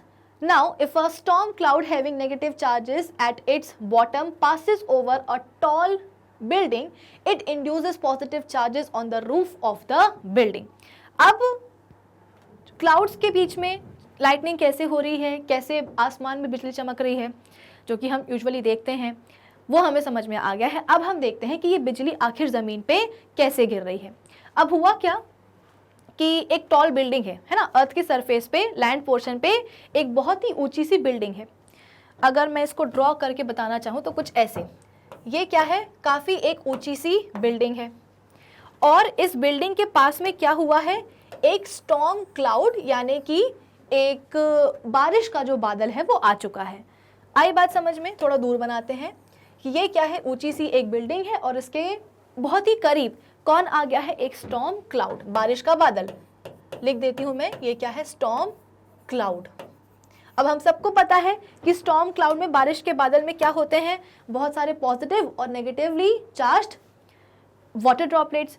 और अरेंजमेंट भी कैसे होता है वो भी हमें पता है कि ऊपर की तरफ पॉजिटिव चार्जेस और नीचे की तरफ नेगेटिव चार्जेस, कुछ इस तरीके से. ठीक है, अब क्या हुआ? हमने इस चैप्टर में ये भी तो पढ़ा है कि कैसे एक चार्ज्ड ऑब्जेक्ट एक अनचार्ज्ड ऑब्जेक्ट को अपनी तरफ अट्रैक्ट करता है. पढ़ा है ना? हमने देखा था कि कैसे एक बलून को अगर हम दीवार के पास लेकर के जाएंगे तो नॉर्मली जो बलून है वो दीवार पे नहीं चिपकेगा, लेकिन अगर उस बलून को हमने क्या करा है? अपने बालों के साथ, ड्राई हेयर के साथ या किसी सिल्क के कपड़े के साथ में रब किया है तो वो बलून, वो रब्ड बलून दीवार के ऊपर जाकर के चिपक जाएगा. पढ़ा है कि नहीं पढ़ा है? तो ये जो बलून का चिपकना है दीवार के ऊपर, ये क्या होता है? चार्ज्ड ऑब्जेक्ट का एक अनचार्ज्ड ऑब्जेक्ट के ऊपर इम्पैक्ट होता है, असर होता है. कैसे? कि जो भी चार्जेस हैं चार्ज्ड ऑब्जेक्ट के ऊपर, सपोज बलून के ऊपर क्या है? नेगेटिव चार्जेस हैं, तो ये जैसे ही नेगेटिव चार्जेस एक अनचार्ज्ड ऑब्जेक्ट के करीब जाएंगे तो भाई अनचार्ज्ड ऑब्जेक्ट में प्रोटॉन्स भी हैं और इलेक्ट्रॉन्स भी हैं. वो ऑब्जेक्ट अनचार्ज्ड क्यों है? क्योंकि इलेक्ट्रॉन्स एंड प्रोटॉन्स का नंबर कैसा है? बराबर बराबर है. ठीक है। तो जैसे ही नेगेटिवली चार्ज कोई भी ऑब्जेक्ट एक अनचार्ज ऑब्जेक्ट के पास जाएगा, सपोज नेगेटिव चार्जेस जा रहे हैं, तो नेगेटिव चार्जेस को देख करके अनचार्ज ऑब्जेक्ट में जितने भी इलेक्ट्रॉन्स है ना वो भाग जाएंगे। क्यों? क्योंकि इलेक्ट्रॉन्स के ऊपर तो खुद ही नेगेटिव चार्ज है। वो बोलेंगे कि यार हमारे ऊपर तो खुद ही नेगेटिव चार्ज है और सामने से जो ऑब्जेक्ट आ रहा है उसके अंदर तो भर भर के क्या है, नेगेटिव चार्जेस है, इलेक्ट्रॉन्स है, तो फिर हम आमना सामना क्यों करें। तो अनचार्ज ऑब्जेक्ट में जितने भी इलेक्ट्रॉन्स होंगे वो रिपल होकर के दूर चले जाएंगे। कब? जब उस अनचार्ज ऑब्जेक्ट के कांटेक्ट में एक नेगेटिवली चार्ज ऑब्जेक्ट आएगा। तो होगा क्या, इलेक्ट्रॉन्स तो दूर जाकर के भाग गए हैं, रह कौन गया है, पॉजिटिवली चार्ज प्रोटॉन्स। अब प्रोटॉन्स बोलेंगे कि यार सामने जो ऑब्जेक्ट आया है उसके ऊपर तो नेगेटिव चार्ज है और हमारे ऊपर पॉजिटिव चार्ज है, और ऑपोजिट चार्जेस क्या करते हैं, अट्रैक्ट करते हैं। तो सभी के सभी जो प्रोटॉन्स है, जितने पॉजिटिव चार्जेस हैं, वो अनचार्ज ऑब्जेक्ट के एक साइड में जाकर के जम जाएंगे और उसी साइड में आप बोल सकते हो कि नेगेटिवली चार्ज ऑब्जेक्ट चिपक जाएगा। ये चीज हमने पढ़ी कि नहीं पढ़ी है? अब सेम चीज लार्ज स्केल पे यहां होती है कि एक टॉल बिल्डिंग है, ऑब्वियस सी बात है इस टॉल बिल्डिंग में क्या होंगे, प्रोटॉन्स होंगे और इलेक्ट्रॉन्स होंगे, ठीक है ना, प्रोटॉन्स भी होंगे और इलेक्ट्रॉन्स भी होंगे। भाई दुनिया की हर चीज किससे बनी हुई है, एटम से। एटम से तो मतलब क्या, इलेक्ट्रॉन्स होंगे, प्रोटॉन्स भी होंगे। तो इस समय ये जो बिल्डिंग है ये कैसी है, अनचार्ज है, यानी कि इलेक्ट्रॉन्स एंड प्रोटॉन्स है तो, लेकिन उनका नंबर कैसा है, बराबर बराबर है। अब हुआ क्या, इस टॉल बिल्डिंग के कॉन्टेक्ट में एक स्टॉर्म क्लाउड आ गया, मतलब कॉन्टेक्ट मतलब कि पास में आ चुका है। अब स्टॉर्म क्लाउड में नीचे की तरफ क्या है, नेगेटिव चार्जेस हैं। अब इन नेगेटिव चार्जेस को देख करके बिल्डिंग में जितने भी इलेक्ट्रॉन्स होंगे वो इलेक्ट्रॉन्स ऑफेंड हो जाएंगे कि यार हमारे कांटेक्ट में जो स्टॉर्म क्लाउड आया है उसमें तो बहुत सारे नेगेटिव चार्जेस हैं और इलेक्ट्रॉन्स के ऊपर तो खुद ही नेगेटिव चार्ज है। तो होगा क्या, सभी के सभी जो इलेक्ट्रॉन्स होंगे, बिल्डिंग के इलेक्ट्रॉन्स होंगे, वो क्या हो जाएंगे, रिपल हो जाएंगे। आई बात समझ में? सभी के सभी जो इलेक्ट्रॉन्स हैं वो क्या हो जाएंगे, रिपल हो जाएंगे, यानी कि रिपल होकर के आप बोल सकते हो कि दूर भागने लगेंगे। लेकिन बिल्डिंग में जो प्रोटॉन्स हैं वो खुश हो जाएंगे। क्यों? क्योंकि वो देखेंगे कि यार जो स्टॉर्म क्लाउड आया है उसके ऊपर तो भर भर के नेगेटिव चार्ज हैं, प्रोटॉन्स के ऊपर पॉजिटिव चार्जेस होते हैं। इसका मतलब क्या, ऑपोजिट चार्जेस क्या करेंगे, अट्रैक्ट करेंगे। तो बिल्डिंग के ऊपर आप बोल सकते हो कि बहुत सारा पॉजिटिव चार्ज, बिल्डिंग के ऊपर बहुत सारा पॉजिटिव चार्ज बनने वाला है, इकट्ठा होने वाला है, क्योंकि जितने भी इलेक्ट्रॉन्स थे वो तो भाग गए, बचे कौन, प्रोटॉन्स। तो बिल्डिंग के ऊपर आप बोल सकते हो, बिल्डिंग के ऊपर मतलब कहां, बिल्डिंग का टॉप जहां पे स्टॉर्म क्लाउड आप बोल सकते हो कि कांटेक्ट में है, उस वाले पोर्शन में बिल्डिंग के टॉप में बहुत सारे पॉजिटिव चार्जेस इंड्यूस होने वाले हैं। तो स्टॉर्म क्लाउड में नीचे की तरफ नेगेटिव चार्जेस और बिल्डिंग के टॉप के ऊपर बहुत सारे पॉजिटिव चार्जेस। अब जो इन दोनों के बीच में जो एयर है उसकी फिर मुसीबत आ जाएगी। एयर को बोला जाएगा कि क्या आप इलेक्ट्रिसिटी का कंडक्शन करवाओगी, तो एयर पहली बात तो साफ मना कर देगी कि हट मैं नहीं करवाती। लेकिन अब क्या हुआ, जिस क्लाउड और जिस बिल्डिंग के टॉप के बीच में एयर है, उन दोनों ही सरफेसेस पे आप बोल सकते हो कि बहुत सारे अपोजिट चार्जेस इकट्ठा हो चुके हैं। सपोज ये क्या है, ये एयर है। एयर कहाँ है, क्लाउड के इस वाले सरफेस, क्लाउड का नीचे वाला सरफेस और बिल्डिंग के टॉप सरफेस के बीच में। अब एयर जिन दो सरफेसेस के बीच में है ना, उन दोनों ही सरफेसेस के ऊपर क्या है, चार्जेस हैं। वो भी कैसे हैं, ऑपोजिट चार्जेस हैं। ऑपोजिट चार्जेस भी कैसे हैं, बहुत सारे हैं। देखो ना यहाँ पे बहुत सारे नेगेटिव चार्जेस और यहाँ पे बहुत सारे पॉजिटिव चार्जेस।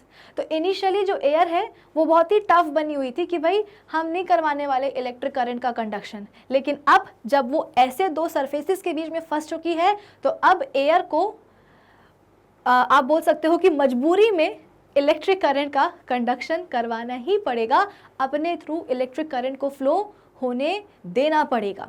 कैसे? तो देखो क्लाउड की ये वाले सरफेस पे बहुत सारे नेगेटिव चार्जेस है ना, तो ये सभी के सभी नेगेटिव चार्जेस बहुत ही खुश हो जाएंगे।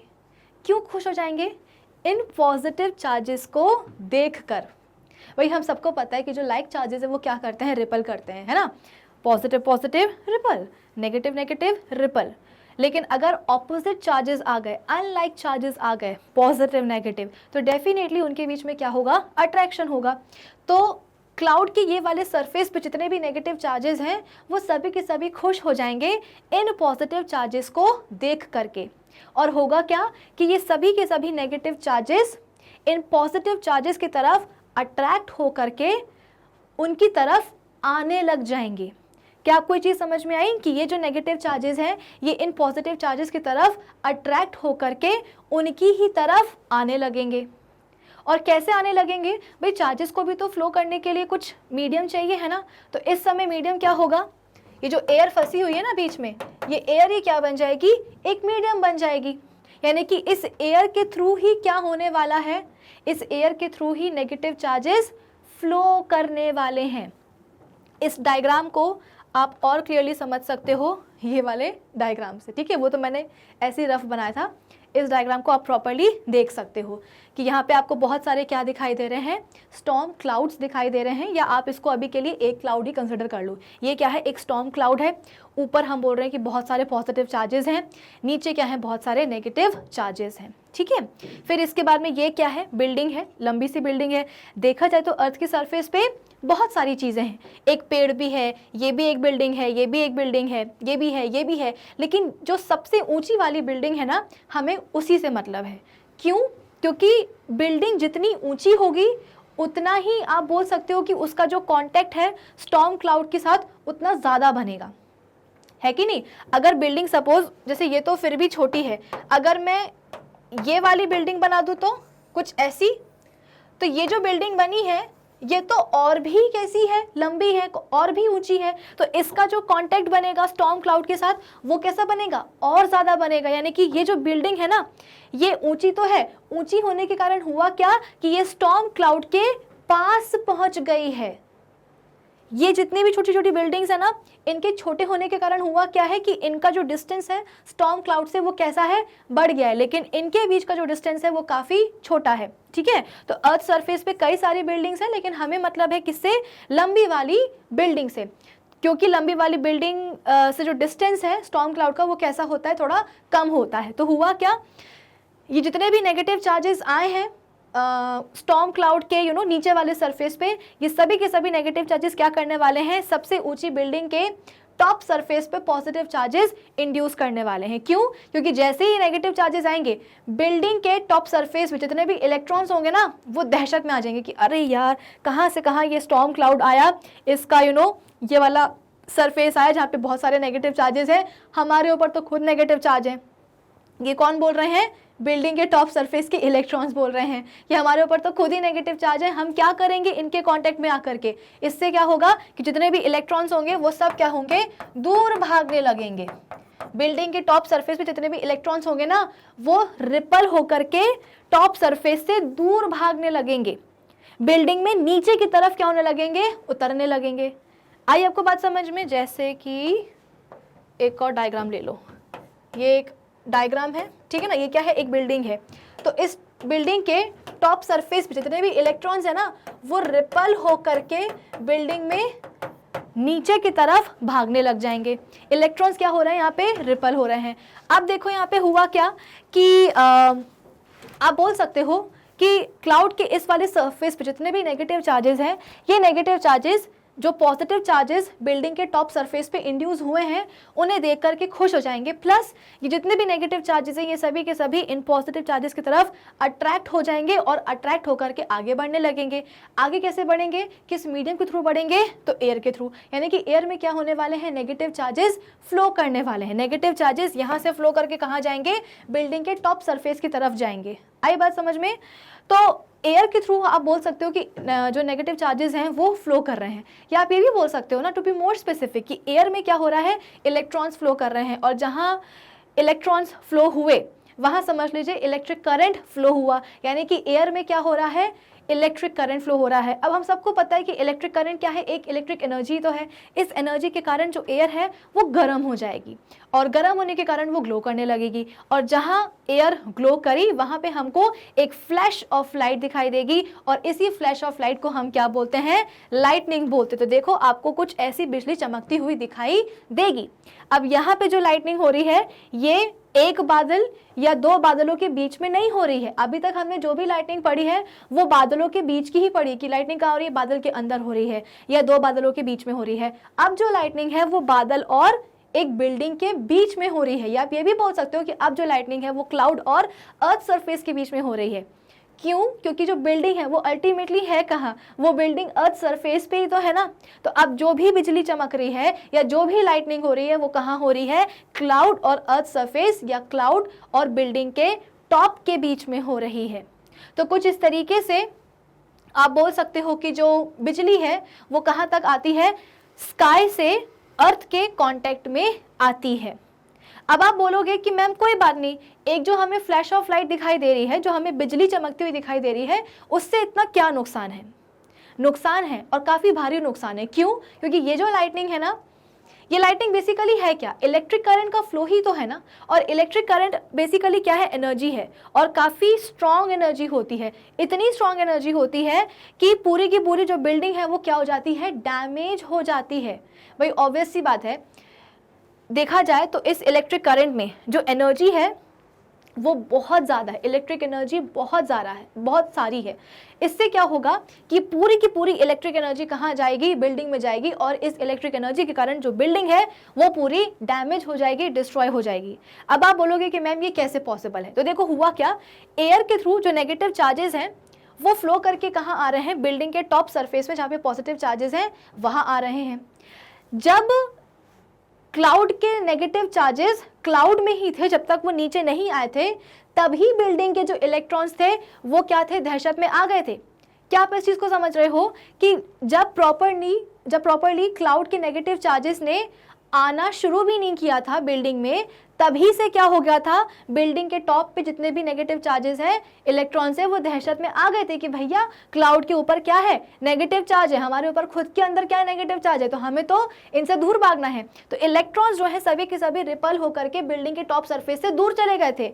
अब क्या हो रहा है, क्लाउड की जो भी नेगेटिव चार्जेस हैं वो तो अब प्रॉपरली फ्लो होकर के, एयर के थ्रू फ्लो होकर के कहाँ पहुंच रहे हैं, बिल्डिंग के टॉप सरफेस पे पहुंच रहे हैं। तो आप खुद ही बताइए, इलेक्ट्रॉन्स जो हैं ऊपर से आते जा रहे हैं, नेगेटिव चार्जेस मतलब क्या, इलेक्ट्रॉन्स, तो ऊपर से क्लाउड से जो नेगेटिव चार्जेस है, जो इलेक्ट्रॉन्स है वो आते जा रहे हैं, आते जा रहे हैं, आते जा रहे हैं। तो बिल्डिंग के अंदर जितने भी इलेक्ट्रॉन्स होंगे वो और दूर भागेंगे। जैसे कि मैं कौन हूँ, एक बिल्डिंग का इलेक्ट्रॉन हूँ, यहाँ से क्या आ रहा है, एक दूसरा इलेक्ट्रॉन आ रहा है, नेगेटिव चार्ज आ रहा है, कहाँ से, क्लाउड से। तो जैसे ही मैं इसको देखूंगी मैं और दूर भागूंगी, फिर और पास में आएगा, फिर मैं और दूर भागूंगी, और पास में आएगा, फिर मैं और दूर भागूंगी। तो होगा क्या, पूरी बिल्डिंग के लेंथ के अलोंग जो नेगेटिव चार्जेस है ना वो बहते जाएंगे, यानी कि इलेक्ट्रॉन्स जो है वो रिपल करते जाएंगे, करते जाएंगे, करते जाएंगे, करते जाएंगे। इसका मतलब क्या कि पूरी बिल्डिंग के लेंथ के अलोंग या पूरी बिल्डिंग में इलेक्ट्रॉन्स फ्लो होने लगे हैं। बात सिर्फ एक बार की बिजली की चमक की नहीं है, बात सिर्फ एक बार की लाइटनिंग की नहीं है कि एक बार बिजली चमक करके जो है ना बात खत्म हो गई है, नहीं, खत्म नहीं हुई है। लगातार एयर के थ्रू क्या हुआ है, क्योंकि अब एयर क्या बन गई है, इलेक्ट्रिसिटी का कंडक्टर बन गई है। तो अब लगातार क्या होगा, एयर के थ्रू बादल के नीचे वाले सरफेस से जो नेगेटिव चार्जेस है, जो इलेक्ट्रॉन्स हैं, वो कंटिन्यूसली फ्लो होकर के कहाँ आएंगे, बिल्डिंग के टॉप सरफेस में आते जाएंगे। तो बिल्डिंग में जो बाकी के इलेक्ट्रॉन्स होंगे वो भागना शुरू कर देंगे, यानी कि पूरे बिल्डिंग में क्या होने लगेगा, इलेक्ट्रॉन्स फ्लो होने लगेंगे, यहाँ भी, यहाँ भी, यहाँ भी। इससे होगा क्या, पूरी बिल्डिंग में आप बोल सकते हो कि एक करंट दौड़ने लगेगा। और करंट क्या है, एक एनर्जी तो है, और ये एनर्जी बहुत सारी होती है, और इस इलेक्ट्रिक एनर्जी के कारण पूरी की पूरी जो बिल्डिंग है वो क्या हो जाएगी, डैमेज हो जाएगी। अब ये बात थी किसकी, एक छोटी सी बिल्डिंग की। अब हम बात करते हैं किसकी, एक पेड़ की। ठीक है, अब इस बार जो है, जो बिजली है वो बिल्डिंग पे नहीं गिरी है, वो गिरी है कहाँ, एक पेड़ के ऊपर। तो जैसे बिल्डिंग के ऊपर बिजली गिरती है वैसे ही पेड़ के ऊपर भी गिरती है। प्रोसीजर क्या है, बिल्कुल सेम है, लेकिन जो डैमेज हो रहा है, जिस डिग्री का डिस्ट्रक्शन हो रहा है वो अलग है। बिल्डिंग तो फिर भी किसी तरीके से जो है इलेक्ट्रिक करंट के फ्लो को, इलेक्ट्रिक एनर्जी को बर्दाश्त कर रही है। बिल्डिंग का जो मटेरियल है वो क्या हो रहा है, खराब हो रहा है। बिल्डिंग तो क्या है, एक नॉन लिविंग चीज़ है। लेकिन जब हम बात करते हैं किसकी, एक पेड़ की, पेड़ क्या है, एक लिविंग थिंग है। तो क्या होगा, जब बिजली गिरेगी इस पेड़ के ऊपर तो काफ़ी ज़्यादा इलेक्ट्रिक एनर्जी पेड़ के ऊपर आने वाली है। उस पेड़ की पूरी बॉडी में बहुत सारी इलेक्ट्रिक एनर्जी आ जाएगी और इस एनर्जी के चलते पेड़ पूरा जल जाएगा, क्योंकि भाई इलेक्ट्रिक एनर्जी है, बहुत हीट है इसमें। तो इस इलेक्ट्रिक एनर्जी के कारण, इस गर्माहट के कारण, इस हीट के कारण पूरा का पूरा पेड़ डैमेज हो जाएगा, यानी कि जो पेड़ है वो जल जाएगा, जल करके मर जाएगा। अब यहाँ हमने बात करी पेड़ की, अब हम बात करते हैं एक इंसान की, कि जब एक इंसान के ऊपर कुछ इस तरीके से बिजली गिरती है तो और मुसीबत हो जाती है। क्यों? क्योंकि इंस्टेंट डेथ के केसेस जो है ना रिपोर्ट हुए हैं कि एक इंसान के ऊपर, ऐसी बारिश का महीना था इसीलिए जो है ना बारिश के मौसम में जब काफ़ी तेज़ बारिश होती है, बारिश में भी कैसे जब बहुत ही तेज़ बिजली वगैरह चमकती है, तो हमारे जो पेरेंट्स हैं वो घर से बाहर निकलने के लिए मना करते हैं। होता है ना कभी कभी ऐसा कि खूब तेज बिजली चमक रही है और बादल गरज रहे हैं लेकिन बारिश नहीं हो रही है ना, तो हमें लगता है कि अरे वाह मौसम बहुत अच्छा है, खूब ठंडी ठंडी हवा चल रही है, बिजली चमक रही है, बादल गरज रहे हैं, तो हमें लगता है कि बहुत अच्छा मौसम है, ये मौसम तो एकदम परफेक्ट है छत पे जाने का। तो हमको हमारे पेरेंट्स मना करते हैं कि ना, नहीं जाना है। क्यों नहीं जाना है? क्योंकि जब ऑलरेडी क्लाउड्स में, स्काई में इतनी हलचल हो रही है, लाइटनिंग हो रही है, ठीक है, थंडर आ रहा है, तो फिर हमें छत पे क्यों जाना है? अगर हम छत पे जाएंगे तो हो सकता है कि बिजली छत पे अगर हम खड़े हैं तो बिजली हमारे ऊपर ही गिर जाए, और जब ये बिजली गिरेगी हमारे ऊपर तो इतनी ज़्यादा इलेक्ट्रिक एनर्जी ट्रांसमिट होगी हमारी बॉडी में कि उसे बर्दाश्त करना ह्यूमन बीइंग के बस की बात होती ही नहीं है।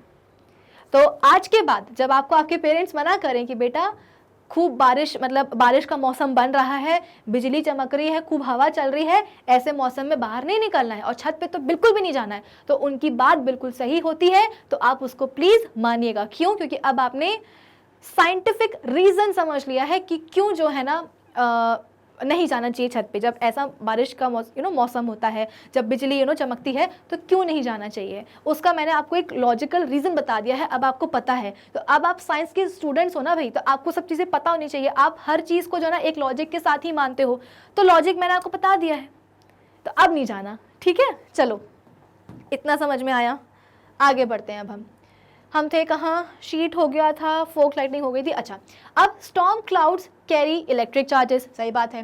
Now if a storm cloud having negative charges at its bottom passes over a tall building, it induces positive charges on the roof of the building। जैसे कि हमने देखा कि स्टॉर्म क्लाउड जिसके नीचे क्या है, बॉटम में क्या है, बहुत सारे नेगेटिव चार्जेस हैं, ये क्या करेगा, टॉल बिल्डिंग पे, उसके रूफ पे एक पॉजिटिव चार्जेस जो है ना इंड्यूस करवा देगा।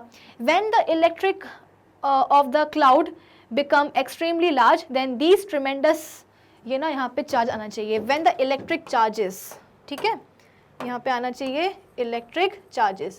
So when the electric charges of the cloud become extremely large, then these tremendous electric charges present on the bottom of the charged cloud suddenly flow to the roof of the building and we see a flash of lightning coming towards the building।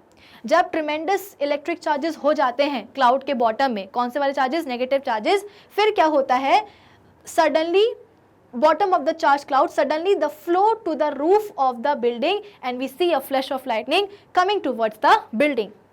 Thus lightning strikes the earth or its tall structures when electric charges flow between the cloud and the earth through a tall building, a tree or any other object। तो lightning हम बोलते हैं कि कुछ इस तरीके से अर्थ को या अर्थ के जो टॉल स्ट्रक्चर्स हैं उसको क्या करती है, स्ट्राइक करती है। When electric charges flow between the cloud and the earth, मतलब बेसिकली चार्जेस का जो फ्लो है वो कहाँ से कहाँ हो रहा है, क्लाउड से अर्थ की तरफ हो रहा है ना। क्लाउड से चार्जेस कहाँ जा रहे हैं, अर्थ में जा रहे हैं। कैसे? तो टॉल बिल्डिंग्स, ट्रीज और किसी दूसरे ऑब्जेक्ट के थ्रू, ठीक है। फिर अच्छा, ये तो हो गया था, आगे बढ़ते हैं। Lightning strikes are more frequent in the hilly areas because in such areas clouds are comparatively closer to the ground than in the plains। Obvious सी बात है, जो हिली एरियाज़ होते हैं, जो पहाड़ वाले रीजन होते हैं, वहाँ पे जो लाइटनिंग है वो कुछ ज़्यादा ही फ्रिक्वेंटली स्ट्राइक करती है। क्यों? क्योंकि भाई देखो, ये क्या है, ये अर्थ सरफेस है, अर्थ सरफेस पे क्या है, ये एक पहाड़ है। इसको मैं और अच्छे से समझाती हूँ। जैसे कि ये क्या है, इधर देखो, ये है आपका अर्थ सरफेस, इसके ऊपर ये क्या है, पहाड़ है। पहाड़ के ऊपर आप बोल सकते हो कि ये क्या है, एक सपोज घर है। पहाड़ के ऊपर क्या है, ये एक घर है, ठीक है ना, ये बना दिया क्या हमने, एक घर। सिमिलरली अर्थ सरफेस का ये जो प्लेन है, इस प्लेन के ऊपर भी क्या है, एक घर बना हुआ है। अब हुआ क्या, यहाँ पे स्टॉर्म क्लाउड थे, तो आप मुझे खुद ही बताओ कि ये जो स्टॉर्म क्लाउड है, इससे जो लाइटनिंग है वो ज़्यादा, उस मतलब जो लाइटनिंग है उसके गिरने की ज़्यादा चांसेस कहाँ हैं, इस वाले घर में या इस वाले घर में? आप बोलोगे कि मैम ये वाले घर में, क्यों? क्योंकि ये जो घर है ये कहाँ है, ये पहाड़ पे है, ये हिली एरिया में है, हिली रीजन में है। इससे होगा क्या कि ये जो घर होगा ना, इसका जो डिस्टेंस है स्टॉर्म क्लाउड से वो कैसा होगा, कम होगा। तो क्लाउड के सरफेस पे ये जितने भी नेगेटिव चार्जेस होंगे ना, ये सभी के सभी नेगेटिव चार्जेस इस वाले घर के टॉप पे बहुत ही आसानी से पॉजिटिव चार्जेस इंड्यूस कर सकते हैं। आई बात समझ में कि यहाँ पे क्लाउड में जितने भी नेगेटिव चार्जेस है इस वाले सरफेस पे, ये सभी के सभी नेगेटिव चार्जेस बिल्डिंग के टॉप पे बहुत आसानी से पॉजिटिव चार्जेस इंड्यूस कर सकते हैं। यहाँ पे इंड्यूस कराना थोड़ा सा मुश्किल होगा, क्यों? क्योंकि घर दूर है ना स्टॉर्म से, यहाँ पे पास है, तो आसानी से पॉजिटिव चार्जेस इंड्यूस हो जाएंगे। और जहाँ चार्जेस इंड्यूस हुए पॉजिटिव वाले, वहाँ समझ लीजिए कि एयर के थ्रू बिल्डिंग में क्या होने लगेगा, इलेक्ट्रिक करंट फ्लो होने लगेगा। तो यहाँ पे यही बोला गया है कि लाइटनिंग जो है वो ज़्यादा फ्रिक्वेंटली स्ट्राइक करती है कहाँ, हिली एरियाज़ में, because in such areas clouds जो है वो कंपेरेटिवली पास में होते हैं ग्राउंड के then in plains. Okay, in the plains lightning usually strikes tall structures like tall buildings, factory chimneys, radio and TV transmission towers और big trees। तो basically हुआ क्या कि अगर आप प्लेन्स की भी बात कर रहे हो तो प्लेन्स में जो टॉल स्ट्रक्चर्स होते हैं, जैसे कि टॉल बिल्डिंग्स हो गई, factories, chimneys, radio, television transmission towers या लंबे लंबे ट्री, उन पे जो है ना चांसेस होते हैं बिजली गिरने के। This is because all these tall objects are closer to the charged clouds than the ground. When we take off woolen या synthetic clothes like polyester या nylon clothes, sometimes we hear a crackling sound। जब हम क्या करते हैं, suppose change कर रहे हैं, हमने कुछ पॉलीएस्टर का या कुछ नायलॉन का कपड़ा पहना था, बेसिकली हमने सिंथेटिक या कोई हमने ऊनी कपड़े पहने थे कहीं बाहर जाने के लिए। अब हम वापस घर आए हैं तो हम क्या कर रहे हैं, चेंज कर रहे हैं। तो जब हम उन कपड़ों को उतारते हैं तो हमें एक क्रैकलिंग साउंड सुनाई देती है। And if it is dark as during night we can even see tiny spark। और अगर हम क्या कर रहे हैं, अंधेरे में रात में क्या कर रहे हैं, चेंज कर रहे हैं, तो डेफिनेटली हमको छोटे छोटे से टाइनी स्पार्क भी दिखाई देते हैं अपने कपड़ों पर। आपने ये ऑब्जर्व करा होगा, ये चीज़ मैंने आपको आई गेस पहले भी एक्सप्लेन करी है, ठीक है। दिस हैपन्स, क्यों होता है ये, When we take off woolen या synthetic sweater, it rubs against our shirt। तो जब हम स्वेटर उतार रहे हैं या हमने कुछ भी सिंथेटिक का कपड़ा पहना था, जब उसको हम उतारते हैं तो वो कपड़ा क्या होता है, बेसिकली हमारे शर्ट या हमारे बॉडी के साथ में घिसता है, रब होता है। The rubbing together of sweater and shirt produces opposite electric charges on them. तो इस रबिंग के कारण स्वेटर पे, शर्ट के ऊपर अपोजिट चार्जेस जो है ना डेवलप हो जाते हैं। क्यों? स्वेटर उतार रहे हैं, तो स्वेटर को जब हमने उतारा तो वो शर्ट से रब करते हुए बाहर निकला, तो जिसके कारण स्वेटर और शर्ट दोनों के ही ऊपर ऑपोजिट चार्जेस डेवलप होने वाले हैं। The discharge of this electric charges produces tiny sparks of light as well as crackling sound. अब क्या होगा, शर्ट के ऊपर सपोज पॉजिटिव चार्ज आया है, स्वेटर के ऊपर नेगेटिव चार्ज आया है, तो जहाँ पे चार्जेस डेवलप हो जाएंगे तो उन चार्जेस के बीच की जो हवा होगी वो एयर क्या करेगी, चार्जेस का फ्लो जो है अलाउ कर देगी, तो चार्जेस फ्लो होने लगेंगे। यानी कि वहाँ पे क्या हुआ है, स्वेटर और शर्ट के बीच में इलेक्ट्रिक डिस्चार्ज हुआ है, और इसी इलेक्ट्रिक डिस्चार्ज के कारण जो एयर है वो गर्म हो जाएगी और ग्लो करने लगेगी, जिसके कारण अंधेरे में हमको टाइनी स्पार्क नज़र आते हैं और साथ ही साथ क्रैकलिंग साउंड नज़र आती है। क्योंकि एयर, भाई जब एयर गर्म होती है ना तो वो क्या होती है, फैल जाती है, जब वो एक्सपेंड होती है तो फिर आवाज़ आती है। In 1972, an American scientist, Benjamin Franklin, showed that the tiny sparks of light observed while putting off clothes and the lightning in the sky are essentially the same phenomena of electric discharge। कहने को तो ये बात काफ़ी अजीब लग रही है कि हम अगर स्वेटर उतार रहे हैं तो उसमें जो हमें टाइनी फ्लैश ऑफ लाइट दिखाई दे रही है वो आप बोल सकते हो कि सेम है किसके, तो स्काई में जो बिजली चमकती है उसके। तो कहने को तो ये सुनने में थोड़ा सा अजीब लगेगा कि दोनों चीज़ें सेम कैसे हो सकती हैं, लेकिन 1752 में अमेरिकन साइंटिस्ट थे बेंजामिन फ्रैंकलिन, उन्होंने ये बताया कि नहीं, जो हमें टाइनी स्पार्क दिखते हैं while putting of the clothes और जो हमें बिजली चमकती हुई दिखाई देती है स्काई में, वो दोनों ही क्या है, सेम फिनोमेना है जिसे हम क्या बोलते हैं, इलेक्ट्रिक डिस्चार्ज बोलते हैं। आप खुद ही सोचो ना, अभी अभी जो हमने पूरी लाइटनिंग की प्रोसेस पढ़ी है उसमें हुआ क्या है, इलेक्ट्रिक डिस्चार्ज हुआ है, एयर के थ्रू चार्जेस फ्लो हो रहे हैं, एयर के थ्रू इलेक्ट्रिक करंट फ्लो हो रहा है। सिमिलरली जब हम अपने ऊनी कपड़े उतारते हैं तो उतारते समय क्या होता है, स्वेटर और शर्ट के बीच में रबिंग होती है, फ्रिक्शन होता है, चार्जेस डेवलप हो जाते हैं। शर्ट के ऊपर अगर पॉजिटिव आया है तो वुलन कपड़े के ऊपर, स्वेटर के ऊपर नेगेटिव आ जाएगा। एयर जो प्रेजेंट होगी उसके थ्रू चार्जेस फ्लो होंगे, यानी कि एयर में इलेक्ट्रिक करंट फ्लो होगा, जिसके कारण एयर गर्म होगी और वो ग्लो करने लगेगी ताकि हमें टाइनी फ्लैश ऑफ लाइट दिखाई देते हैं। तो इलेक्ट्रिक डिस्चार्ज आसमान में भी होता है, लाइटनिंग में भी होता है, और इलेक्ट्रिक डिस्चार्ज जब हम अपने स्वेटर उतारते हैं उसमें भी होता है। तो ये बात सबसे पहले किसने बताई थी, अमेरिकन साइंटिस्ट बेंजामिन फ्रैंकलिन ने बताई थी इन 1752। बहुत पुरानी बात है ये। फिर इसके बाद में sometimes we also see sparks on an electric pole when the naked electric wires fixed on the tall poles become loose and touch one another. और कभी कभी आपने देखा होगा कि कुछ इस तरीके से हमारे घरों के आसपास जो बिजली के खंभे लगे होते हैं, जो पोल्स होते हैं इलेक्ट्रिक पोल्स, उसमें भी आपको कुछ इस तरह की इलेक्ट्रिक स्पार्क जो है दिखाई देते हैं। ऐसा क्यों? तो जो वायर्स होते हैं ना बेसिकली नेकेड वायर्स, मतलब उनके ऊपर प्रॉपर कवरिंग नहीं करी गई है, तो हुआ क्या, तेज़ हवा चल गई जिसके कारण जो नेकेड इलेक्ट्रिक वायर्स हैं वो लूज़ हो गए, और लूज़ होने के कारण आपस में एक दूसरे के कांटेक्ट में आ गए हैं, तो करंट फ्लो होने लगता है, शॉर्ट सर्किट हो जाता है। Such sparks are quite common when strong wind is blowing and shaking the overhead electric wires too much.